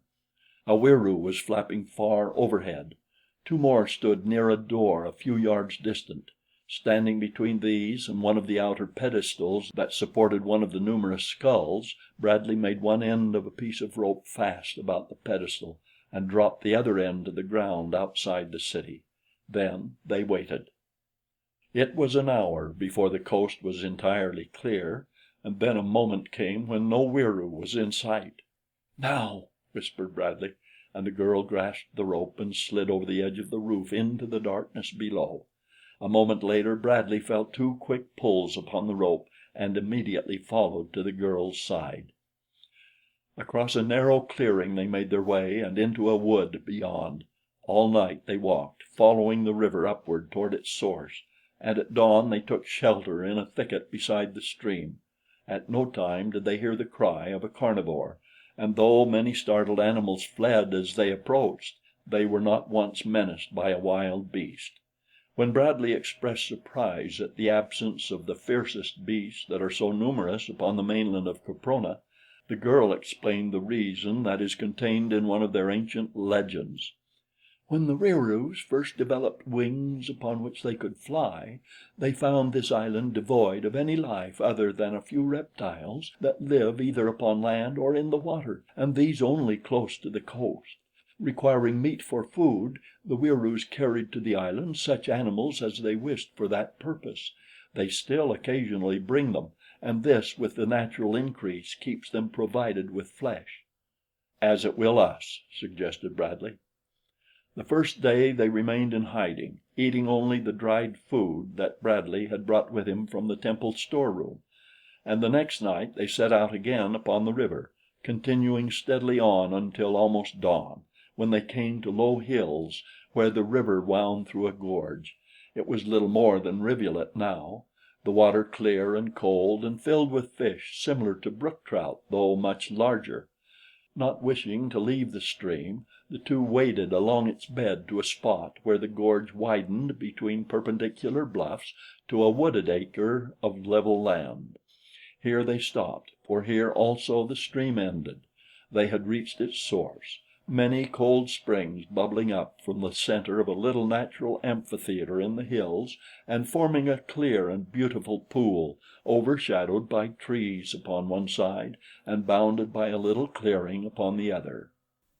With the coming of the sun, they saw they had stumbled upon a place where they might remain hidden from the Wieroos for a long time, and also one that they could defend against these winged creatures, since the trees would shield them from an attack from above and also hamper the movements of the creatures should they attempt to follow them into the wood. For 3 days they rested here before trying to explore the neighboring country. On the fourth, Bradley stated that he was going to scale the bluffs and learn what lay beyond. He told the girl that she should remain in hiding, but she refused to be left, saying that whatever fate was to be his, she intended to share it, so that he was at last forced to permit her to come with him. Through woods at the summit of the bluff they made their way toward the north, and had gone but a short distance when the wood ended, and before them they saw the waters of the inland sea, and dimly in the distance the coveted shore. The beach lay some 200 yards from the foot of the hill on which they stood, nor was there a tree nor any other form of shelter between them and the water as far up and down the coast as they could see. Among other plans, Bradley had thought of constructing a covered raft upon which they might drift to the mainland, but as such a contrivance would necessarily be of considerable weight, it must be built in the water of the sea, since they could not hope to move it even a short distance overland. "If this wood was only at the edge of the water," he sighed. "But it is not," the girl reminded him, and then, "let us make the best of it. We have escaped from death for a time at least. We have food and good water and peace and each other. What more could we have upon the mainland?" "But I thought you wanted to get back to your own country," he exclaimed. She cast her eyes upon the ground and half turned away. "I do," she said. "Yet I am happy here. I could be little happier there." Bradley stood in silent thought. "We have food and good water and peace and each other," he repeated to himself. He turned then and looked at the girl, and it was as though in the days that they had been together this was the first time that he had really seen her. The circumstances that had thrown them together, the dangers through which they had passed, all the weird and horrible surroundings that had formed the background of his knowledge of her, had had their effect. She had been but the companion of an adventure. Her self-reliance, her endurance, her loyalty had been only what one man might expect of another, and he saw that he had unconsciously assumed an attitude toward her that he might have assumed toward a man. Yet there had been a difference. He recalled now the strange sensation of elation that had thrilled him upon the occasions when the girl had pressed his hand in hers, and the depression that had followed her announcement of her love for An-Tak. He took a step toward her. A fierce yearning to seize her and crush her in his arms swept over him, and then there flashed upon the screen of recollection the picture of a stately hall set amidst broad gardens and ancient trees, and of a proud old man with beetling brows, an old man who held his head very high, and Bradley shook his head and turned away again. They went back then to their little acre, And the days came and went, and the man fashioned spear and bow and arrows, and hunted with them, that they might have meat, and he made hooks of fish bone, and caught fishes with wondrous flies of his own invention. And the girl gathered fruits, and cooked the flesh and the fish, and made beds of branches and soft grasses. She cured the hides of the animals he killed, and made them soft by much pounding. She made sandals for herself and for the man, and fashioned a hide after the manner of those worn by the warriors of her tribe, and made the man wear it, for his own garments were in rags. She was always the same, sweet and kind and helpful, but always there was about her manner and her expression just a trace of wistfulness, and often she sat and looked at the man when he did not know it, her brows puckered in thought, as though she were trying to fathom and to understand him. In the face of the cliff Bradley scooped a cave from the rotted granite of which the hill was composed, making a shelter for them against the rains. He brought wood for their cook fire, which they used only in the middle of the day, a time when there was little likelihood of Wieroos being in the air so far from their city, and then he learned to bank it with earth in such a way that the embers held until the following noon without giving off smoke. Always he was planning on reaching the mainland, and never a day passed that he did not go to the top of the hill and look out across the sea toward the dark, distant line that meant for him comparative freedom and possibly reunion with his comrades. The girl always went with him, standing at his side and watching the stern expression on his face with just a tinge of sadness on her own. "You are not happy," she said once. "I should be over there with my men," he replied. "I do not know what may have happened to them."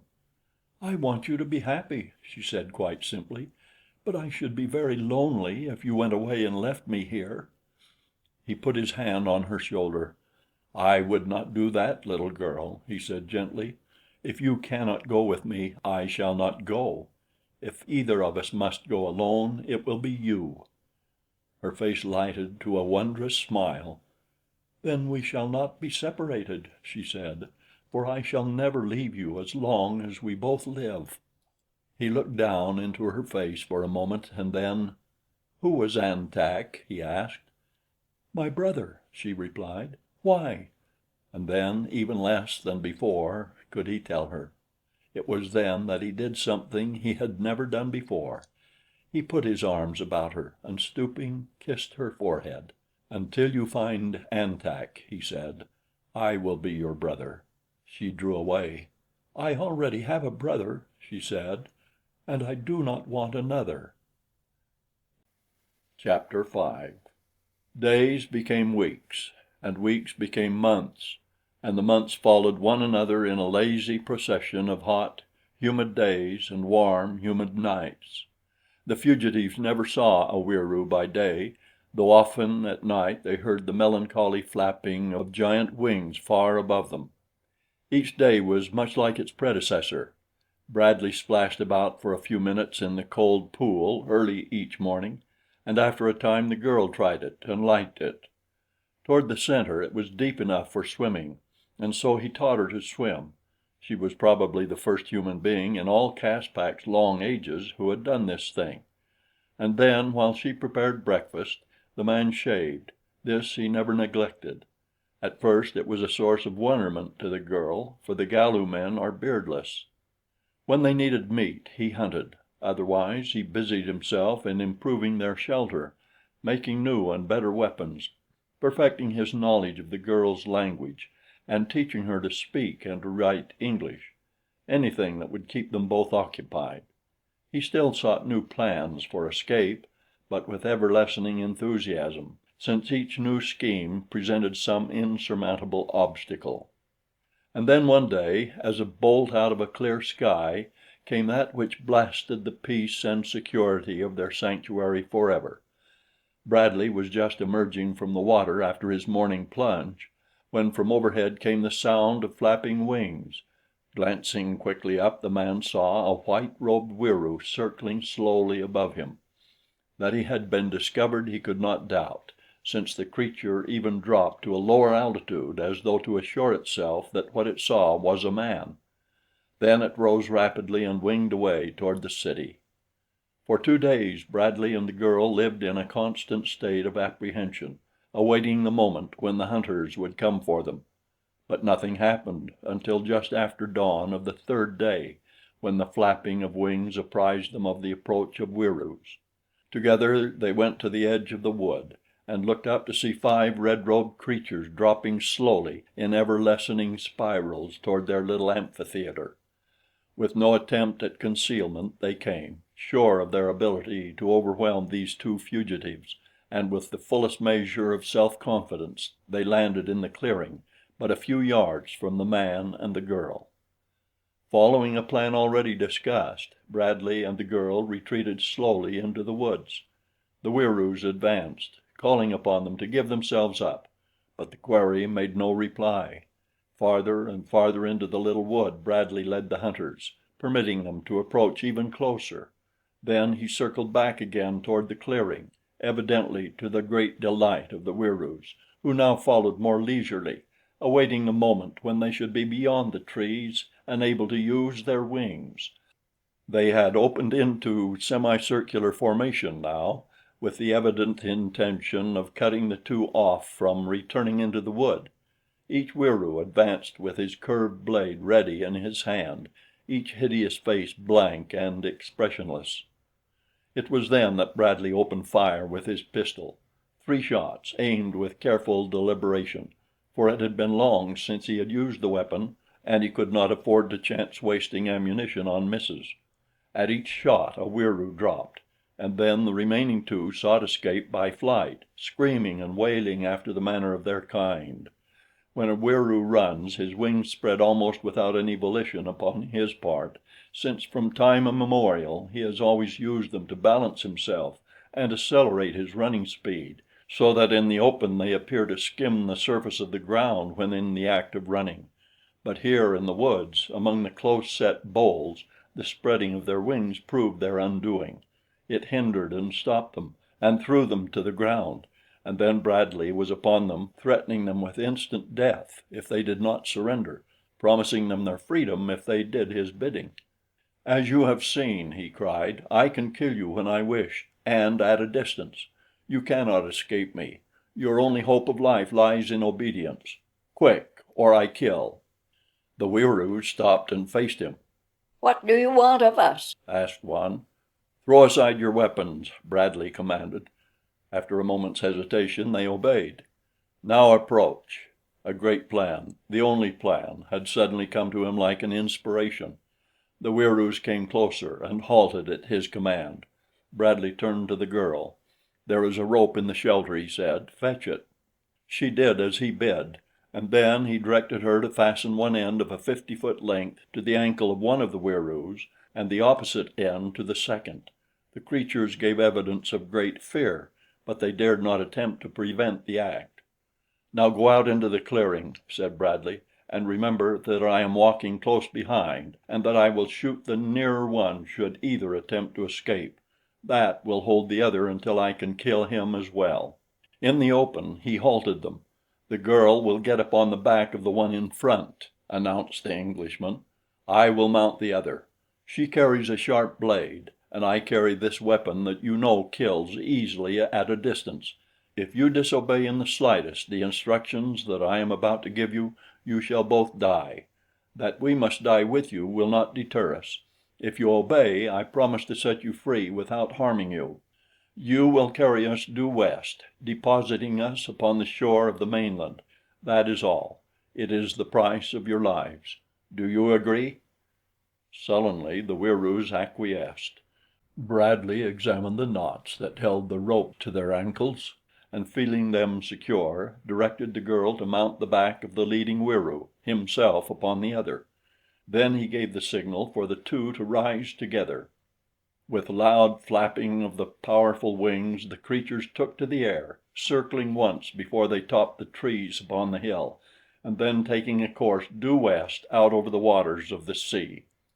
Nowhere about them could Bradley see signs of other Wieroos, nor of those other menaces which he had feared might bring disaster to his plans for escape, the huge winged reptilia that are so numerous above the southern areas of Caspak and which are often seen, though in lesser numbers, farther north.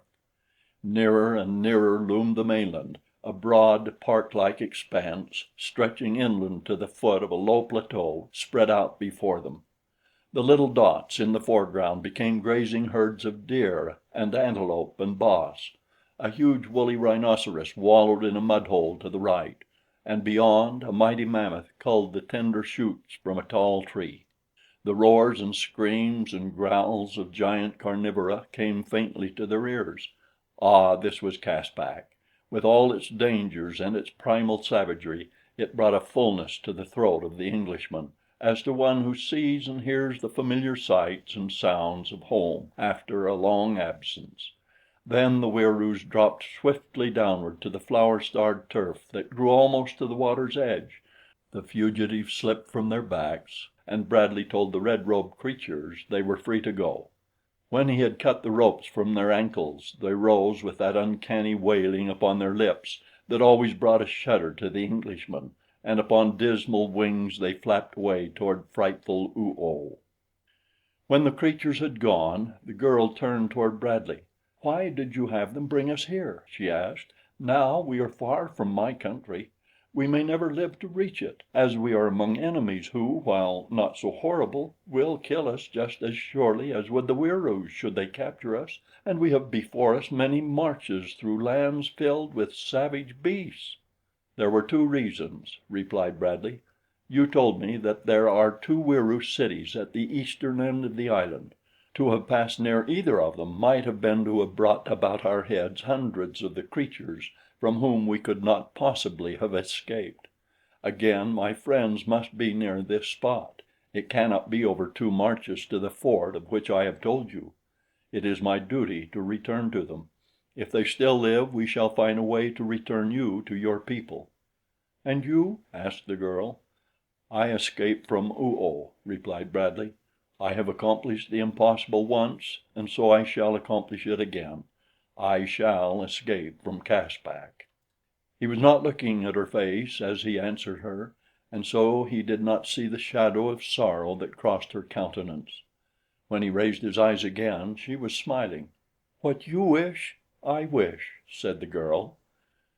Southward along the coast they made their way, following the beach, where the walking was best, but always keeping close enough to trees to ensure sanctuary from the beasts and reptiles that so often menaced them.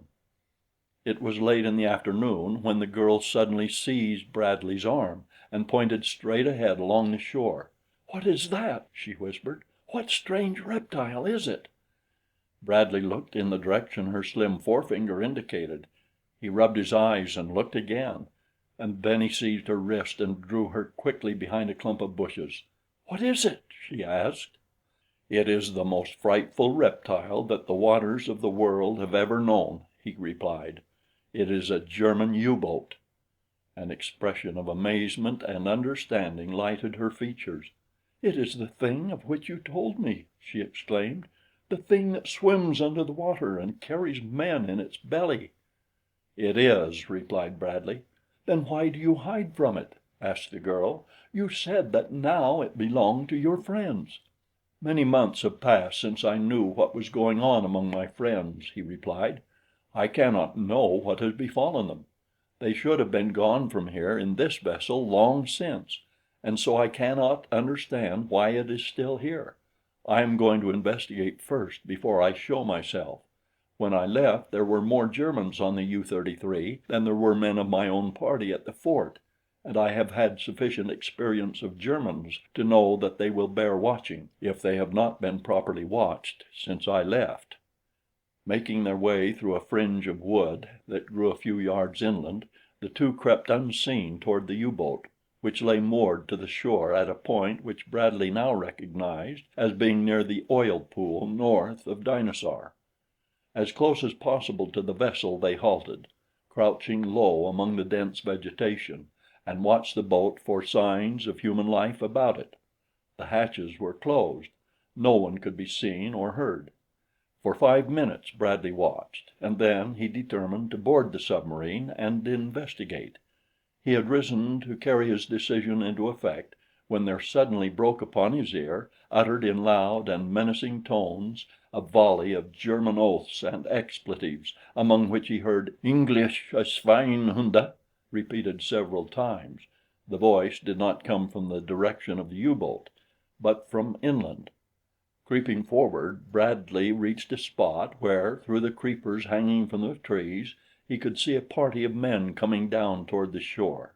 He saw Baron Friedrich von Schoenvorts and 6 of his men, all armed, while marching in a little knot among them were Olson, Brady, Sinclair, Wilson, and Whitely. Bradley knew nothing of the disappearance of Bowen Tyler and Miss La Rue, nor of the perfidy of the Germans in shelling the fort and attempting to escape in the U-33, but he was in no way surprised at what he saw before him. The little party came slowly onward, the prisoners staggering beneath heavy cans of oil, while Schwartz, one of the German non-commissioned officers, cursed and beat them with a stick of wood impartially. Von Schoenvorts walked in the rear of the column, encouraging Schwartz and laughing at the discomfiture of the Britishers.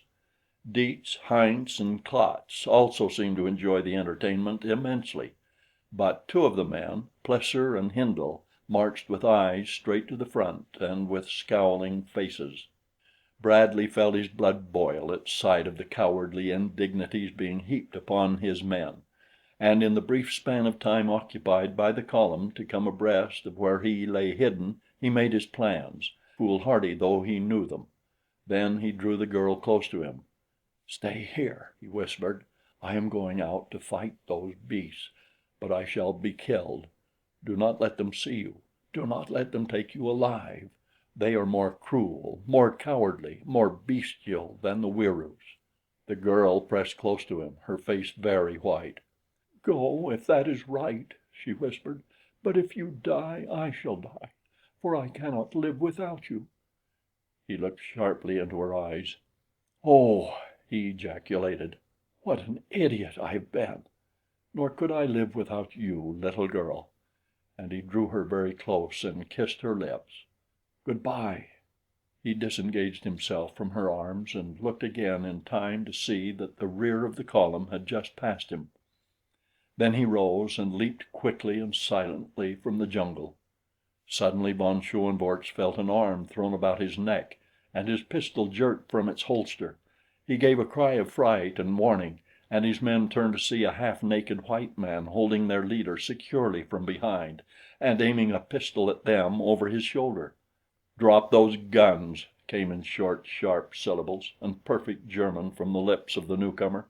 "Drop them, or I'll put a bullet through the back of von Schoenvorts' head." The Germans hesitated for a moment, looking first toward von Schoenvorts and then to Schwartz, who was evidently second in command, for orders. "It's the English pig, Bradley," shouted the latter, "and he's alone. Go and get him." "Go yourself," growled Plesser. Hindle moved close to the side of Plesser and whispered something to him. The latter nodded. Suddenly von Schoenvorts wheeled about and seized Bradley's pistol arm with both hands. "Now," he shouted, "come and take him quick." Schwartz and 3 others leaped forward, but Plesser and Hindle held back, looking questioningly toward the English prisoners. Then Plesser spoke. "Now is your chance, Englander," he called in low tones. "Seize Hindle and me and take our guns from us. We will not fight hard." Olson and Brady were not long in acting upon the suggestion. They had seen enough of the brutal treatment von Schoenvorts accorded his men, and the especially venomous attentions he had taken great enjoyment in according Plesser and Hindle, to understand that these 2 might be sincere in a desire for revenge. In another moment the 2 Germans were unarmed, and Olson and Brady were running to the support of Bradley, but already it seemed too late. Von Schoenvorts had managed to drag the Englishman around so that his back was toward Schwartz and the other advancing Germans. Schwartz was almost upon Bradley with gun clubbed and ready to smash down upon the Englishman's skull. Brady and Olson were charging the Germans in the rear with Wilson, Whitely, and Sinclair supporting them with bare fists. It seemed that Bradley was doomed when, apparently out of space, an arrow whizzed, striking Schwartz in the side, passing halfway through his body to crumple him to the earth. With a shriek the man fell, and at the same time Olson and Brady saw the slim figure of a young girl standing at the edge of the jungle, coolly fitting another arrow to her bow. Bradley had now succeeded in wresting his arm free from von Schoenvorts' grip, and in dropping the latter with a blow from the butt of his pistol. The rest of the English and Germans were engaged in a hand-to-hand encounter, Plesser and Hindle standing aside from the melee and urging their comrades to surrender and join with the English against the tyranny of von Schoenvorts.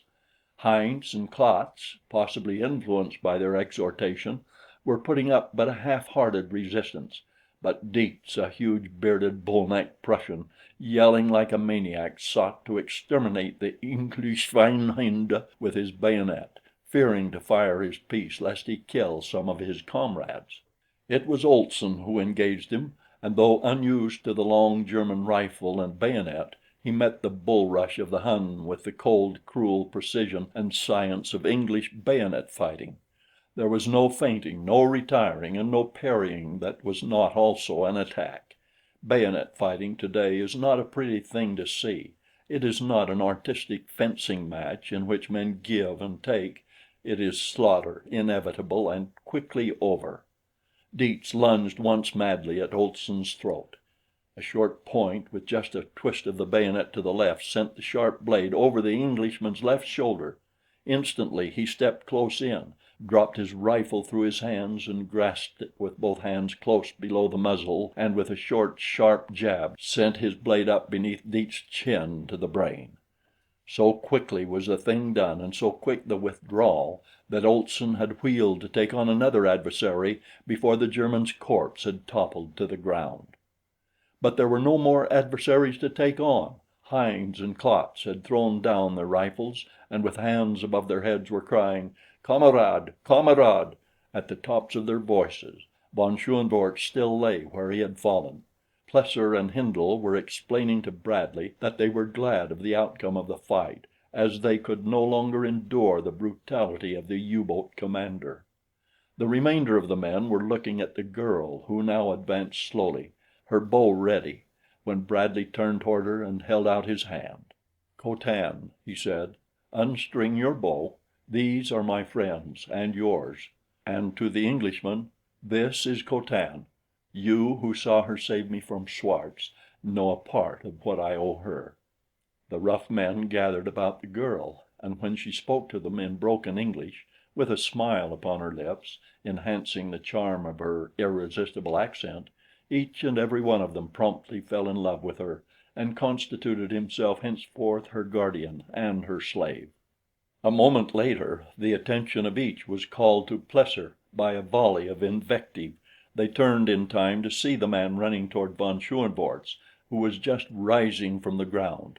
Plesser carried a rifle with bayonet fixed that he had snatched from the side of Dietz's corpse. Von Schoenvorts' face was livid with fear, his jaws working as though he would call for help, but no sound came from his blue lips. "You struck me!" shrieked Plesser. "Once, twice, 3 times you struck me, pig! You murdered Schwerke. You drove him insane by your cruelty until he took his own life. You are only one of your kind. They are all like you from the Kaiser down. I wish that you were the Kaiser. That's what I do." And he lunged his bayonet through von Schoenvorts' chest. Then he let his rifle fall with the dying man and wheeled toward Bradley. "Here I am," he said. "Do with me as you like. All my life I have been kicked and cuffed by such as that, and yet always I have gone out when they commanded, singing to give up my life if need be to keep them in power. Only lately have I come to know what a fool I have been. But now I am no longer a fool, and besides I am avenged and Schwerke is avenged, so you can kill me if you wish. Here I am." "If I was after being the king," said Olson, "I'd pin the VC on your noble chest. but being only an Irishman, if it's a Swede name, for which God forgive me, the best I can do is shake your hand." "You will not be punished," said Bradley. "There are 4 of you left.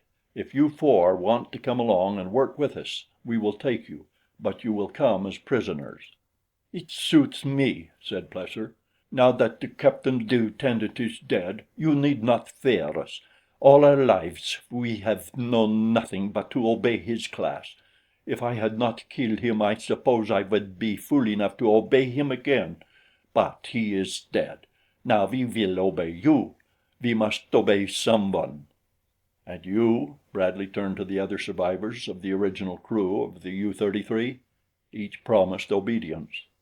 The 2 dead Germans were buried in a single grave, and then the party boarded the submarine and stowed away the oil.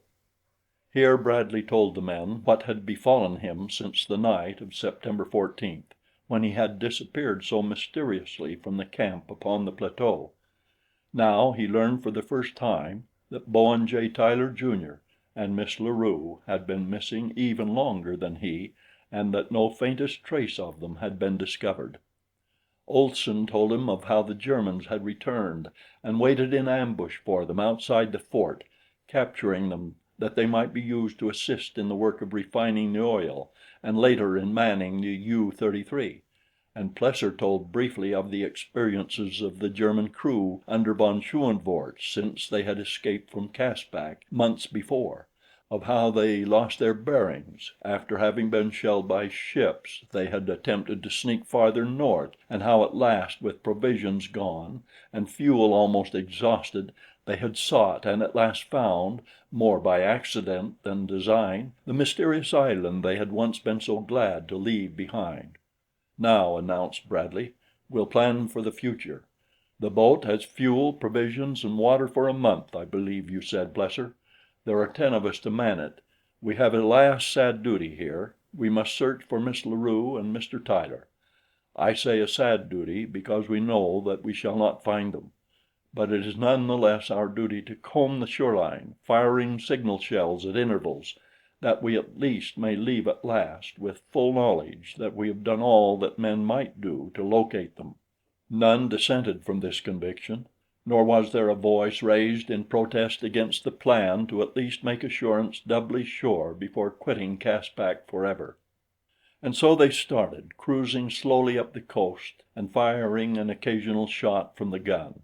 Often the vessel was brought to a stop, and always there were anxious eyes scanning the shore for an answering signal.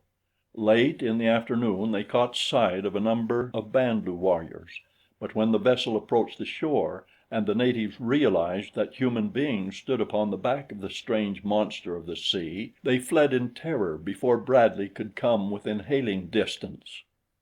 That night they dropped anchor at the mouth of a sluggish stream whose warm waters swarmed with millions of tiny tadpole-like organisms, minute human spawn, starting on their precarious journey from some inland pool toward the beginning, a journey which one in millions might perhaps survive to complete. Already, almost at the inception of life, they were being greeted by thousands of voracious mouths as fish and reptiles of many kinds fought to devour them, the while other and larger creatures pursued the devourers, to be in turn preyed upon by some other of the countless forms that inhabit the deeps of Caprona's frightful sea. The second day was practically a repetition of the first. They moved very slowly, with frequent stops, and once they landed in the Kro-Lu country to hunt. Here they were attacked by the bow and arrow men, whom they could not persuade to palaver with them. So belligerent were the natives that it became necessary to fire into them in order to escape their persistent and ferocious attentions. "What chance," asked Bradley, as they were returning to the boat with their game, "could Tyler and Miss La Rue have had among such as these?"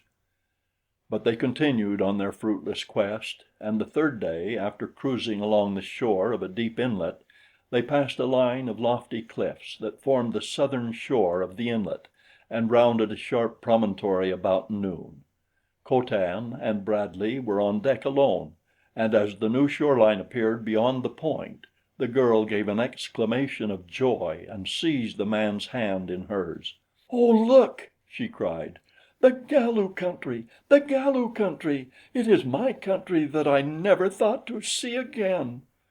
"You are glad to come again, Co Tan?" asked Bradley. "Oh, so glad!" she cried. "And you will come with me to my people? We may live here among them, and you will be a great warrior. Oh, when Jor dies, you may even be chief, for there is none so mighty as my warrior. You will come?" Bradley shook his head. "I cannot, little Co Tan," he answered. "My country needs me, and I must go back.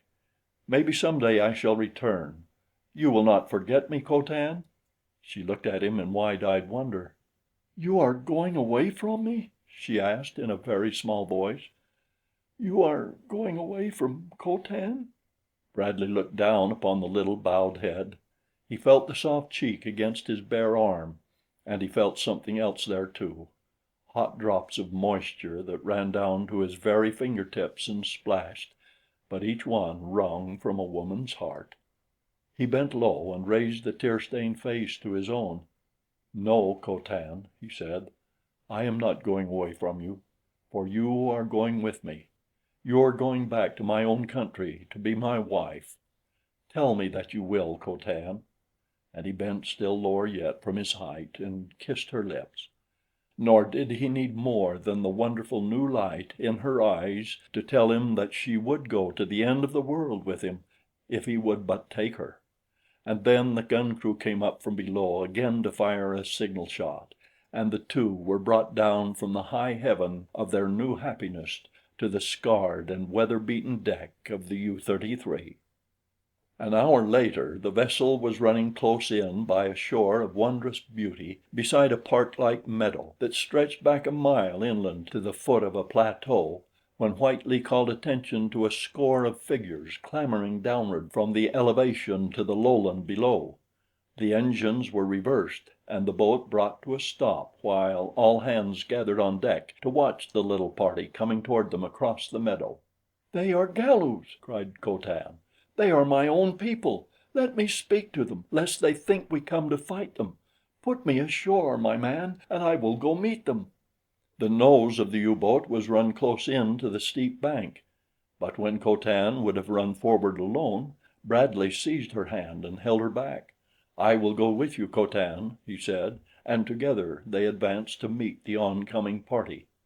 There were about 20 warriors moving forward in a thin line, as our infantry advance as skirmishers.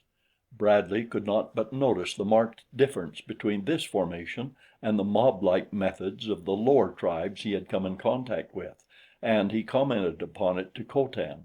"Galu warriors always advance into battle thus," she said.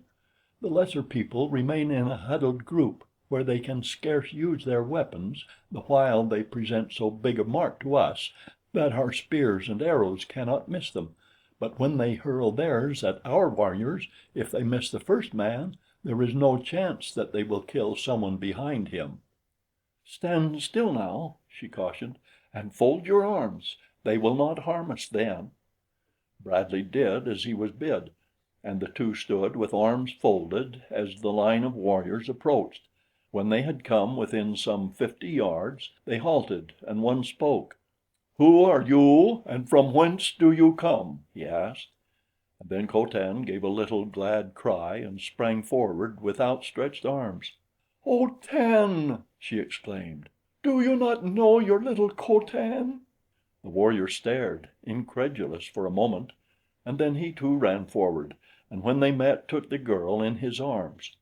It was then that Bradley experienced to the full a sensation that was new to him, a sudden hatred for the strange warrior before him, and a desire to kill without knowing why he would kill. He moved quickly to the girl's side and grasped her wrist. "Who is this man?" he demanded in cold tones. Co Tan turned a surprised face toward the Englishman, and then of a sudden broke forth into a merry peal of laughter. "This is my father, Bradley," she cried. "And who is Bradley?" demanded the warrior. "He is my man," replied Co Tan simply. "By what right?" insisted Tan. and then she told him briefly of all that she had passed through since the Wieroos had stolen her, and of how Bradley had rescued her and sought to rescue An Tak, her brother. "You are satisfied with him?" asked Tad. "Yes," replied the girl proudly. It was then that Bradley's attention was attracted to the edge of the plateau by a movement there, and looking closely he saw a horse bearing two figures sliding down the steep declivity. Once at the bottom, the animal came charging across the meadowland at a rapid run. It was a magnificent animal, a great bay stallion with a white blazed face and white forelegs to the knees, its barrel encircled by a broad surcingle of white, and as it came to a sudden stop beside Tan, the Englishman saw that it bore a man and a girl, a tall man and a girl as beautiful as Co-Tan. When the girl espied the latter, she slid from the horse and ran toward her, fairly screaming for joy. The man dismounted and stood beside Tan. Like Bradley, he was garbed after the fashion of the surrounding warriors, but there was a subtle difference between him and his companion. Possibly he detected a similar difference in Bradley, for his first question was, "From what country?" And though he spoke in Galu, Bradley thought he detected an accent. "England," replied Bradley. A broad smile lighted the newcomer's face as he held out his hand. "I am Tom Billings of Santa Monica, California," he said. "I know all about you, and I'm mighty glad to find you alive." "How did you get here?" asked Bradley. "I thought ours was the only party of men from the outer world ever to enter Caprona." "It was, until we came in search of Bowen J. Tyler, Jr.," replied Billings. "We found him and sent him home with his bride, but I was kept a prisoner here." Bradley's face darkened. Then they were not among friends after all. "There are 10 of us down there on a German sub, with small arms and a gun," he said quickly in English. "It will be no trick to get away from these people." "You don't know my jailer," replied Billings, "or you'd not be so sure. Wait, I'll introduce you." And then turning to the girl who had accompanied him, he called her by name. "Ajor," he said, "permit me to introduce Lieutenant Bradley. Lieutenant, Mrs. Billings, my jailer." The Englishman laughed as he shook hands with the girl. "You are not as good a soldier as I," he said to Billings. "Instead of being taken prisoner myself, I have taken one. Mrs. Bradley, this is Mr. Billings." Ajor, quick to understand, turned toward Co-Tan. "You are going back with him to his country?" she asked. Co-Tan admitted it. "You dare?" asked Ajor. "But your father will not permit it. Jor, my father, High Chief of the Galus, will not permit it, for like me you are cos-ata-lo. Oh, Co-Tan, if we but could! How I would love to see all the strange and wonderful things of which my Tom tells me." Bradley bent and whispered in her ear, "Say the word, and you may both go with us." Billings heard, and speaking in English, asked Ajor if she would go. "Yes," she answered, "if you wish it. But you know, my Tom, that if Jor captures us, both you and Co-Tan's man will pay the penalty with your lives. Not even his love for me nor his admiration for you can save you." Bradley noticed that she spoke in English, broken English like Co-Tan's, but equally appealing. "We can easily get you aboard the ship," he said, "on some pretext or other, and then we can steam away. They can neither harm nor detain us, nor will we have to fire a shot at them." And so it was done, Bradley and Co-Tan taking Ajor and Billings aboard to show them the vessel, which almost immediately raised anchor and moved slowly out into the sea. "I hate to do it," said Billings. "They have been fine to me. Jor and Tan are splendid men, and they will think me an ingrate; but I can't waste my life here when there is much to be done in the outer world."